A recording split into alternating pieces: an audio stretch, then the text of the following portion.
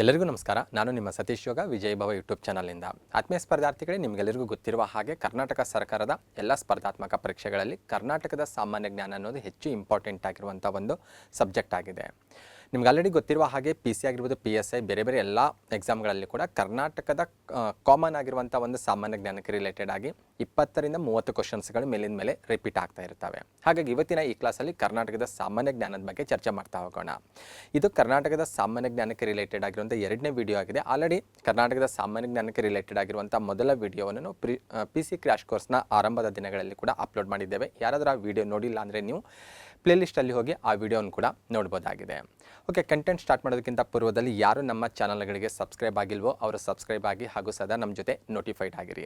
Vijay ಭವದಲ್ಲಿ common ಆಗಿ ಎಲ್ಲ competitive ಎಕ್ಸಾಮಲ್ಲಿ ಕಾಮನ್ ಆಗಿರುವಂಥ ಕಂಟೆಂಟನ್ನು ನಾವು ಡಿಸ್ಕಷನ್ ಮಾಡ್ತಾ ಇರೋದು. Vijay Path purely specific paper ಅಂತಿರುವಂಥ ಗ್ರೂಪ್ C ಆಗಿರ್ಬೋದು, PDO ಆಗಿರ್ಬೋದು, ಇಂತಹ ಸ್ಪೆಸಿಫಿಕ್ ಎಕ್ಸಾಮ್ಗಳಿಗೆ ರಿಲೇಟೆಡ್ ಆಗಿರುವಂಥ ಎಲ್ಲ ಕಂಟೆಂಟನ್ನು ನಾವು ವಿಜಯ್ ಪಥ ಯೂಟ್ಯೂಬ್ ಚಾನಲಲ್ಲಿ ಕೂಡ ಡಿಸ್ಕಷನ್ ಮಾಡ್ತಾ ಇದ್ದೇವೆ. ಅದರ ಜೊತೆಗೆ ನಮ್ಮ ಟೆಲಿಗ್ರಾಮ್ ಗ್ರೂಪ್ಗೆ ಜಾಯ್ನ್ ಆಗುವ ಮೂಲಕ ನಮ್ಮ ಎಲ್ಲ ಕ್ಲಾಸ್ಗಳ PDF ನೋಟ್ಸನ್ನು ಕೂಡ ನೀವು ಪಡೆದುಕೊಳ್ಬೋದಾಗಿದೆ.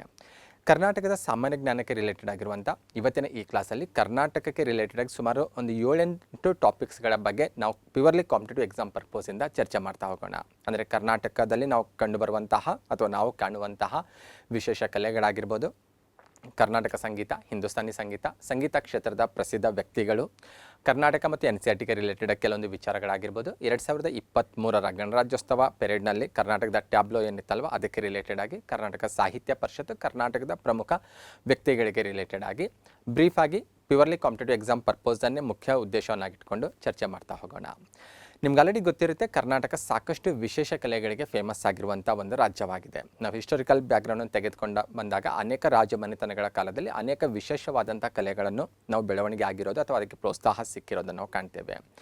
ಕರ್ನಾಟಕದ ಈ ವಿಶೇಷ ಕಲೆಗಳು ಕೇವಲ ಕರ್ನಾಟಕದಲ್ಲಷ್ಟೇ ಪ್ರಸಿದ್ಧಿ ಅಲ್ಲ, ಇವು ರಾಷ್ಟ್ರ ಮತ್ತು ಅಂತಾರಾಷ್ಟ್ರೀಯ ಮಟ್ಟದಲ್ಲಿ ಕೂಡ ಪ್ರಸಿದ್ಧಿ ಆಗಿರೋದು ಕಂಡುಬರುತ್ತೆ. ಸ್ಪೆಷಲಿ ಇವತ್ತಿನ ಈ ಕ್ಲಾಸಲ್ಲಿ ಕೆಲವೊಂದು ಪ್ರಮುಖವಾದಂತಹ ಕಲೆಗಳ ಬಗ್ಗೆ ನಾನು ಚರ್ಚೆ ಮಾಡ್ತಾ ಇರೋದು ಮತ್ತು ಮುಂಬರುವಂತಹ ಕರ್ನಾಟಕ ಸಾಮಾನ್ಯ ಜ್ಞಾನಕ್ಕೆ ರಿಲೇಟೆಡ್ ಆಗಿರುವಂತಹ ಮುಂಬರುವಂತಹ ಕ್ಲಾಸಸ್ಸಲ್ಲಿ ಇನ್ನಿತರ ಕಲೆಗಳ ಬಗ್ಗೆ ಕೂಡ ಚರ್ಚೆ ಮಾಡ್ತಾ ಹೋಗೋಣ. ಆಲ್ರೆಡಿ ಸ್ಕ್ರೀನ್ ಮೇಲೆ ನೋಡಿದರೆ ಗೊತ್ತಾಗ್ತಾ ಇದೆ, 2 ವಿಶೇಷ ಕಲೆಗಳಿಗೆ ರಿಲೇಟೆಡ್ ಆಗಿರುವಂಥ ಇಮೇಜಸ್ಗಳನ್ನು ನೀವು ನೋಡ್ಬೋದಾಗಿದೆ. ಅದರಲ್ಲಿ ಫಸ್ಟ್ ಒಂದು ಬಿದಿರಿ ಕಲೆ ಬಗ್ಗೆ ಕೆಲವೊಂದು ಇನ್ಫಾರ್ಮೇಷನ್ ಕ್ಲಿಯರ್ ಮಾಡ್ಕೊಳ್ಳೋಣ. ಬಿದಿರಿ ಕಲೆ ರಾಜ್ಯದ ಒಂದು ಪ್ರಮುಖವಾದಂತಹ ವಿಶೇಷವಾದಂಥ ಕಲೆ ಅಂತ ಗುರುತಿಸಲಾಗುತ್ತೆ. ಬೇಸಿಕ್ಲಿ ಇದೊಂದು ಮಿಶ್ರಲೋಹ ಕಲೆ ಅಂತ ಗುರುತಿಸಲಾಗುತ್ತೆ. ಅಂದರೆ ಅತ್ಯಂತ ಪ್ರಮುಖವಾಗಿ ಈ ಕಲೆಯಲ್ಲಿ ತಾಮ್ರ ಮತ್ತು ಸತು ಇವೆರಡು ಲೋಹಗಳನ್ನು ಬಳಸಿಕೊಂಡು ನಿರ್ದಿಷ್ಟ ಪ್ರಮಾಣದಲ್ಲಿ ಬೆರೆಸಿ ಅದರಿಂದ ಒಂದು ಮಿಶ್ರಲೋಹವನ್ನು ತಯಾರಿಸಲಾಗುತ್ತೆ. ಅಂದರೆ ಬೇಸಿಕ್ಲಿ ತಾಮ್ರ ಸತು ಜೊತೆ ಇನ್ನೂ ಕೆಲವೊಂದು ಲೋಹಗಳನ್ನು ಕೂಡ ಆ್ಯಡ್ ಮಾಡಲಾಗುತ್ತೆ. ಆದರೆ ಅತ್ಯಂತ ಪ್ರಮುಖವಾಗಿ ತಾಮ್ರ ಮತ್ತು ಸತು ಇವೆರಡು ಲೋಹಗಳನ್ನು ನಿರ್ದಿಷ್ಟ ಪ್ರಮಾಣದಲ್ಲಿ ಬೆರೆಸಿದಾಗ ಅದರಿಂದ ದೊರಕುವಂತಹ ಮಿಶ್ರಲೋಹ ಸಾಮಾನ್ಯವಾಗಿ ಕಪ್ಪು ಬಣ್ಣದಲ್ಲಿ ಕಂಡುಬರುವಂಥ ಒಂದು ಮಿಶ್ರಲೋಹ ಆಗಿರುತ್ತೆ. ಅಲ್ಲಿ ನೋಡಿದರೆ ಗೊತ್ತಾಗ್ತಾ ಇದೆ, ಅಲಂಕಾರಿಕ ವಸ್ತು ಏನಿದೆ ಅಲ್ವಾ ಅದೆಲ್ಲ ಕಪ್ಪು ಬಣ್ಣದ ಮಿಶ್ರಲೋಹ. ತಾಮ್ರ ಮತ್ತು ಸತು ಇವೆರಡನ್ನು ನಿರ್ದಿಷ್ಟ ಪ್ರಮಾಣದಲ್ಲಿ ಬೆರೆಸಿದಾಗ ಇಂತಹ ಒಂದು ಕಪ್ಪು ಬಣ್ಣದ ಮಿಶ್ರಲೋಹ ದೊರಕುತ್ತೆ. ಈ ಮಿಶ್ರಲೋಹದಿಂದ ವಿವಿಧ ಅಲಂಕಾರಿಕ ವಸ್ತುಗಳನ್ನು ತಯಾರಿಸೋದು, ಅಂದರೆ ಹೂವಿನ ಕುಂಡಲಗಳಾಗಿರ್ಬೋದು ಅಥವಾ ಬಳೆಗಳಾಗಿರ್ಬೋದು ಅಥವಾ ಮೇಣಬತ್ತಿಯ ಸ್ಟ್ಯಾಂಡ್ಸ್ಗಳಾಗಿರ್ಬೋದು, ಹೀಗೆ ಬೇರೆ ಬೇರೆ ಏನು ಅಲಂಕಾರಿಕ ವಸ್ತುಗಳಂತ ಏನು ಹೇಳ್ತೇವಲ್ವ ಅಂತಹ ವಸ್ತುಗಳನ್ನು ಆ ಮಿಶ್ರಲೋಹದಿಂದ ತಯಾರಿಸಲಾಗುತ್ತೆ. ತಯಾರಿಸಿದ ನಂತರ ಆ ವಸ್ತುವಿನ ಮೇಲೆ ಬೆಳ್ಳಿಯ ದಾರಗಳಿಂದ ಅಥವಾ ಬೆಳ್ಳಿಯ ರೇಖೆಗಳಿಂದ ಅಥವಾ ಬೆಳ್ಳಿಯ ಪೇಪರ್ನಿಂದ ಆ ಭಾಗವನ್ನೆಲ್ಲ ಅಲಂಕರಿಸಲಾಗುತ್ತೆ. ನೀವು ಆ ಹೂವಿನ ಕುಂಡಲ ನೋಡಿದ್ರೆ ಗೊತ್ತಾಗ್ತಾ ಇದೆ, ಅದರ ಮೇಲ್ಭಾಗವನ್ನೆಲ್ಲ ಕೂಡ ಬೆಳ್ಳಿಯ ಗೆರೆಗಳಿಂದ ಅಲಂಕರಿಸಿರೋದು ಕಂಡುಬರುತ್ತೆ, ಅಂದರೆ ಬೆಳ್ಳಿಯ ದಾರದಿಂದ ಅಲಂಕರಿಸಿರೋದು ಕಂಡುಬರುತ್ತೆ. ಮತ್ತು ಈ ಮಿಡಲ್ ಭಾಗ ಎಲ್ಲ ನೋಡಿದ್ರೆ ಬೆಳ್ಳಿಯ ಪೇಪರ್ನಿಂದ ಅಲಂಕರಿಸಿರೋದು ಕಂಡುಬರುತ್ತೆ. ಈ ರೀತಿ ಒಂದು ವಿಶಿಷ್ಟವಾದಂಥ ಒಂದು ಕಲೆ ಅಂತ ಇದನ್ನು ಗುರುತಿಸಲಾಗುತ್ತೆ. ಅಷ್ಟೇ ಅಲ್ಲ, ಇನ್ನೂ ಇದರ ಮುಂದುವರಿದ ಭಾಗವಾಗಿ ನಾವು ನೋಡ್ತಾ ಹೋದರೆ ಬೀದರ್ನಲ್ಲಿ ದೊರಕುವಂತಹ ಮಣ್ಣಿನಲ್ಲಿ ಈ ವಸ್ತುವನ್ನು ಈ ರೀತಿ ತಯಾರಿಸಿದ ನಂತರ ಒಂದು ಸ್ವಲ್ಪ ದಿನದವರೆಗೂ ಆ ಮಣ್ಣಲ್ಲಿ ಇದನ್ನು ಇಡಲಾಗುತ್ತೆ. ಅದರಿಂದ ಒಂದು ವಿಶೇಷವಾದ ಹೊಳಪು ಕೂಡ ಈ ವಸ್ತುಗಳಿಗೆ ದೊರಕೋದು ಕಂಡುಬರುತ್ತೆ. ಮತ್ತು ಎಷ್ಟೇ ದಿನಗಳಾದರೂ ಕೂಡ ಇದು ತುಕ್ಕು ಹಿಡಿಯೋದಿಲ್ಲ, ತನ್ನ ಸೌಂದರ್ಯವನ್ನು ಕಳೆದುಕೊಳ್ಳೋದಿಲ್ಲ. ಹಾಗಾಗಿ ಇದು ಹೆಚ್ಚು ವಿಶೇಷವಾದಂಥ ಕಲೆ ಅಂತ ಗುರುತಿಸಲಾಗುತ್ತೆ. ಓಕೆ, ಬೀದರ್ ಕಲೆಗೆ ತನ್ನದೇ ಆದಂಥ ಒಂದು ಹಿಸ್ಟೋರಿಕಲ್ ಬ್ಯಾಕ್ಗ್ರೌಂಡ್ ಕೂಡ ಇದೆ. ಅಂದರೆ ಇದು ಐತಿಹಾಸಿಕವಾಗಿ ಬೆಳೆದು ಬಂದಿರುವಂತಹ ಕಲೆ ಅಂತ ಗುರುತಿಸಲಾಗುತ್ತೆ. ಸ್ಪೆಷಲಿ ನೀವು ಕರ್ನಾಟಕ ಹಿಸ್ಟ್ರಿಯಲ್ಲಿ ಬಂದಾಗ ಬಹಮನಿ ಸುಲ್ತಾನರ ಬಗ್ಗೆ ಅಭ್ಯಾಸ ಮಾಡಿರ್ತೀರ. ಬಹಮನಿ ಸುಲ್ತಾನರ ಕಾಲದಲ್ಲಿ ಅಸ್ತಿತ್ವಕ್ಕೆ ಬಂದಂಥ ಅಥವಾ ಆ ಸಮಯದಲ್ಲಿ ಇದು ಹುಟ್ಟಿಕೊಂಡಂತಹ ಒಂದು ವಿಶೇಷವಾದ ಕಲೆ ಅಂತ ಪರಿಗಣಿಸಲಾಗುತ್ತೆ. ಬೇಸಿಕ್ಲಿ ಇದು ಪರ್ಷಿಯಾದಿಂದ ಬಂದಂತಹ ಒಂದು ಮಿಶ್ರಲೋಹ ಕಲೆ ಅಂತ ಇದನ್ನು ಪರಿಗಣಿಸಲಾಗುತ್ತೆ. ಅಂದರೆ ಬಹಮನಿ ಸುಲ್ತಾನರ ಕಾಲದಲ್ಲಿ ಪರ್ಷಿಯಾದಿಂದ ಕೆಲ ಮಿಶ್ರಲೋಹ ಪರಿಣಿತರು ಬೀದರ್ಗೆ ಬರ್ತಾರೆ, ಅಂದರೆ ಅವರ ಸಾಮ್ರಾಜ್ಯಕ್ಕೆ ಬರ್ತಾರೆ. ಬೀದರ್ಗೆ ಬಂದಂಥ ಈ ಮಿಶ್ರಲೋಹ ಪರಿಣಿತರಿಂದ ಆರಂಭವಾದಂಥ ಕಲೆ ಅಂತ ಇದನ್ನು ಗುರುತಿಸಲಾಗುತ್ತೆ. ಇವತ್ತಿಗೆ ಕೂಡ ಬೀದರ್ನಲ್ಲಿ ಕೆಲವೊಂದು ಕುಟುಂಬಗಳು ಈ ಬಿದಿರಿ ಕಲೆಯಲ್ಲಿ ಪ್ರಾವೀಣ್ಯತೆಯನ್ನು ಪಡೆದುಕೊಂಡು ಅದನ್ನು ಉಳಿಸ್ಕೊಂಡು ಬಂದಿರೋದನ್ನು ಸಹ ನಾವು ಕಾಣ್ತೇವೆ.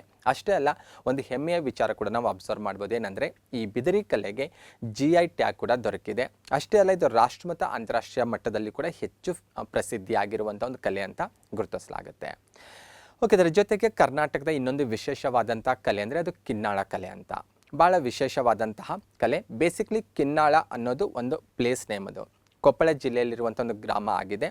ಮತ್ತು ಕಿನ್ನಾಳ ಕಲೆ ಅಂದರೆ ಇದು ಯಾವುದಕ್ಕೆ ರಿಲೇಟೆಡ್ ಆಗಿದೆ ಅಂತ ಕೂಡ ನಿಮಗೆ ಗೊತ್ತಿರಬೇಕು. ಯಾವ ರೀತಿ ಬಿದಿರಿ ಕಲೆ ಮಿಶ್ರಲೋಹ ಕಲೆ ಅಂತ ನಾವು ಗುರುತಿಸ್ತೇವಲ್ವ, ಆ ರೀತಿ ಕಿನ್ನಾಳ ಕಲೆ ಮರದ ಚಿತ್ರಕಲೆ ಅಂತ ಗುರುತಿಸ್ಬೋದು. ಅಂದರೆ ಮರದಿಂದ ತಯಾರಿಸಿರುವಂಥ ಆಟಿಕೆಗಳಾಗಿರ್ಬೋದು ಅಥವಾ ಗೊಂಬೆಗಳಾಗಿರ್ಬೋದು ಅಥವಾ ಬೇರೆ ಬೇರೆ ವಸ್ತುಗಳಾಗಿರ್ಬೋದು, ಅವುಗಳನ್ನು ಅಲಂಕರಿಸೋದು ಅಥವಾ ಅವುಗಳನ್ನು ಒಂದು ರೀತಿ ಬಣ್ಣದ ಮೂಲಕ ಶೃಂಗರಿಸುವಂತಹ ಒಂದು ವಿಶೇಷವಾದಂಥ ಕಲೆ ಅಂತ ಇದನ್ನು ಗುರುತಿಸಲಾಗುತ್ತೆ. ಇದು ಕೂಡ ಹಿಸ್ಟೋರಿಕಲ್ ಆಗಿ ಡೆವಲಪ್ಮೆಂಟ್ ಆಗಿರೋದು ಕಂಡು ಬರುತ್ತೆ. ಕರ್ನಾಟಕ ಹಿಸ್ಟ್ರಿಯಲ್ಲಿ ಬಂದಾಗ ಬಹಳಷ್ಟು ವಿಶೇಷವಾದ ಸ್ಥಾನಮಾನ ಈ ಕಲೆಗೆ ದೊರಕಿರೋದನ್ನು ಸಹ ನಾವು ಕಾಣ್ತೇವೆ. ಯಾವ ರೀತಿ ಇದನ್ನು ಡೆವಲಪ್ ಮಾಡಲಾಗುತ್ತೆ ಅಥವಾ ಈ ಕಲೆ ಯಾವ ರೀತಿ ಕಂಡು ಬರುತ್ತೆ ಅಂತ ನೋಡ್ತಾ ಹೋದರೆ ಈ 2-3 ನಾವು ಸ್ಟೇಜಸ್ಗಳನ್ನು ಕಾಣ್ಬೋದು. ಸ್ಪೆಷಲಿ ಅತ್ಯಂತ ಹಗುರವಾದ ಕಟ್ಟಿಗೆಯಿಂದ ಗೊಂಬೆಗಳಾಗಿರ್ಬೋದು, ಆಟಿಕೆಗಳನ್ನು ತಯಾರಿಸಲಾಗುತ್ತೆ. ಈ ರೀತಿ ತಯಾರಿಸಿರುವಂಥ ಆಟಿಕೆಗಳಿಗೆ, ಗೊಂಬೆಗಳಿಗೆಲ್ಲ ಏನಾಗುತ್ತೆ, ಕಿಟ್ಟದಿಂದ ವಸ್ತುಗಳಿಗೆ ಆಕಾರ ನೀಡಲಾಗುತ್ತೆ. ಅಂದರೆ ಈ ಮರದಿಂದ ತಯಾರಿಸಿರುವಂತಹ ಆಟಿಕೆಗಳಾಗಿರ್ಬೋದು ಅಥವಾ ಗೊಂಬೆಗಳಾಗಿರ್ಬೋದು, ಅವು ಫುಲ್ ಫಿನಿಶಿಂಗ್ ಆಗಿರೋದಿಲ್ಲ. ಹಾಗಾಗಿ ಆ ಮೂರ್ತಿಗಳಿಗೆ, ಆಟಿಕೆಗಳಿಗೆ ಫಿನಿಶಿಂಗ್ ಕೊಡಲಿಕ್ಕೆ ಕಿಟ್ಟ ಅನ್ನುವಂಥ ಒಂದು ವಸ್ತುವನ್ನು ಬಳಕೆ ಮಾಡಲಾಗುತ್ತೆ. ಅಂದರೆ ಕಿಟ್ಟ ಅಂದರೆ ಅತ್ಯಂತ ಪ್ರಮುಖವಾಗಿ ಈ ಹುಣಸೆ ಬೀಜದಿಂದ ಅವರೇ ಸ್ಥಳೀಯವಾಗಿ ತಯಾರಿಸುವಂಥ ಒಂದು ಪೇಸ್ಟ್ ಇದ್ದಂಗೆ ಅದು. ಅದರಿಂದ ಆ ಮೂರ್ತಿಗಳಿಗೆ, ಆಟಿಕೆಗಳಿಗೆ ಒಂದು ಫೈನಲ್ ಫಿನಿಶಿಂಗನ್ನು ನೀಡಲಾಗುತ್ತೆ. ನಂತರ ಅವುಗಳಿಗೆ ಬಣ್ಣವನ್ನು ಹಚ್ಚಲಾಗುತ್ತೆ. ನೀವೆಲ್ಲ ಅಬ್ಸರ್ವ್ ಮಾಡೋದಿಲ್ಲ, ನೋಡಿದ್ರೆ ಗೊತ್ತಾಗ್ತದೆ ಆಟಿಕೆಗಳಿಗೆ ರಿಲೇಟೆಡ್ ಆಗಿ, ಹಣ್ಣುಗಳಿಗೆ ರಿಲೇಟೆಡ್ ಆಗಿರೋದು. ಇವೆಲ್ಲ ಕಿನ್ನಾಳ ಕಲೆಯಲ್ಲಿ ಬಂದಿರುವಂತಹ ಅಥವಾ ಕಿನ್ನಾಳ ಕಲೆಯಿಂದ ತಯಾರಾಗಿರುವಂತಹ ಹಣ್ಣುಗಳಾಗಿದ್ದಾವೆ. ಅವು ನೋಡಿದ್ರೆ ನಿಜವಾಗಿ ಒರಿಜಿನಲ್ ಆಗಿರುವ ರೀತಿಯಲ್ಲಿ ನಮಗೆ ಕಂಡು ಬರ್ತಾ ಇದ್ದಾವೆ. ಅಷ್ಟು ವಿಶಿಷ್ಟವಾದಂಥ ಒಂದು ಕಲೆ ಅಂತ ಇದನ್ನು ಗುರುತಿಸಲಾಗುತ್ತೆ. ಇದು ಕೂಡ ಅಷ್ಟೇ ಹಿಸ್ಟೋರಿಕಲ್ ಆಗಿ ಡೆವಲಪ್ಮೆಂಟ್ ಆಗಿರುವಂತಹ ಒಂದು ಕಲೆಯನ್ನು ಗುರುತಿಸಲಾಗುತ್ತೆ. ಸ್ಪೆಷಲಿ ವಿಜಯನಗರ ಅರಸರ ಕಾಲದಲ್ಲಿ ಈ ಕಲೆ ಹೆಚ್ಚು ಪ್ರಸಿದ್ಧಿಗೆ ಬಂದಿರೋದು ಕಂಡುಬರುತ್ತೆ ಅಥವಾ ಹೆಚ್ಚು ಪ್ರಾಮುಖ್ಯತೆಯನ್ನು ಪಡೆದುಕೊಳ್ಳುತ್ತೆ. ಮತ್ತು ವಿಜಯನಗರದ ಅರಸರು ಈ ಕಲೆಗೆ ಹೆಚ್ಚು ಪ್ರಾಮುಖ್ಯತೆ, ಆದ್ಯತೆ ನೀಡಿರೋದು ಸಹ ಅವರ ಇತಿಹಾಸದಿಂದ ನಮಗೆ ತಿಳಿದು ಬರುತ್ತೆ. ಅಷ್ಟೇ ಅಲ್ಲ, ಇದು ಕೂಡ ರಾಷ್ಟ್ರೀಯ, ಅಂತಾರಾಷ್ಟ್ರೀಯ ಮಟ್ಟದಲ್ಲಿ ಪ್ರಸಿದ್ಧಿಯನ್ನು ಪಡ್ಕೊಂಡಿದೆ. ಸ್ಪೆಷಲಿ 2013ರ ಗಣರಾಜ್ಯೋತ್ಸವ ಪೆರೇಡ್ನಲ್ಲಿ ಇದಕ್ಕೆ ರಿಲೇಟೆಡ್ ಆಗಿ ಕರ್ನಾಟಕದಿಂದ ಟ್ಯಾಬ್ಲೋ ಕೂಡ ಪ್ರದರ್ಶನ ಆಗಿರೋದು ಕಂಡುಬರುತ್ತೆ. ಬಿದಿರಿ ಕಲೆಗೂ ರಿಲೇಟೆಡ್ ಆಗಿ ಕೂಡ ಟ್ಯಾಬ್ಲೋ ಪ್ರದರ್ಶನ ಆಗಿರೋದು ಕಂಡುಬರುತ್ತೆ. ಹಾಗಾಗಿ ಹೇಳಿರೋದು ಕರ್ನಾಟಕದ ಈ ಕಲೆಗಳು ಬಹಳ ಪ್ರಸಿದ್ಧಿಯಾಗಿರೋದು, ರಾಷ್ಟ್ರ ಅಂತಾರಾಷ್ಟ್ರೀಯ ಮಟ್ಟದಲ್ಲಿ ತಮ್ಮ ಛಾಪನ್ನು ಮೂಡಿಸಿದವಂತ ನಾವು ಹೇಳ್ಬೋದಾಗಿದೆ. ಓಕೆ, ಅದರ ಜೊತೆ ಇನ್ನೊಂದು ವಿಶೇಷವಾದಂಥ ಕಲೆ ಅದು ಕಾವಿ ಕಲೆ ಅಂತ. ಇದು ಕೂಡ ಕರ್ನಾಟಕದ ಅತ್ಯಂತ ವಿಶೇಷವಾದಂಥ ಒಂದು ಚಿತ್ರಕಲೆ ಅಂತ ಗುರುತಿಸ್ಬೋದು. ಬಹಳ ವಿಶೇಷವಾದಂಥ ಒಂದು ಚಿತ್ರಕಲೆ ಕಾವಿ ಕಲೆ ಅನ್ನುವಂಥ ಒಂದು ಹೆಸರಿಂದ ಕರೆಯಲಾಗುತ್ತೆ. ಆ ಚಿತ್ರವನ್ನು ನೋಡಿದ್ರೆ ಗೊತ್ತಾಗ್ತಾ ಇದೆ, ಸಮುದ್ರ ಮಂಥನಕ್ಕೆ ರಿಲೇಟೆಡ್ ಆಗಿರುವಂತಹ ಒಂದು ಚಿತ್ರ ಆರ್ಟ್ ಇದೆ. ಇದು ಕಾವಿ ಕಲೆಯಲ್ಲಿ ಬಿಡಿಸಿರುವಂತಹ ಒಂದು ಅದ್ಭುತವಾದಂಥ ಒಂದು ಆರ್ಟ್ ಆಗಿದೆ. ಏನಿದು ಕಾವಿ ಕಲೆ, ಯಾವ ಭಾಗದಲ್ಲಿ ಕಂಡು ಬರುತ್ತೆ ಅನ್ನುವಂಥ ಒಂದು ಸ್ವಲ್ಪ ಇನ್ಫಾರ್ಮೇಷನ್ ನಮಗೆ ಗೊತ್ತಿರಬೇಕು. ಸ್ಪೆಷಲಿ ಕಾವಿ ಕಲೆಯನ್ನು ಜನಪದ ಕಲಾ ಪ್ರಕಾರ ಅಂತ ಕೂಡ ಗುರುತಿಸಲಾಗುತ್ತೆ.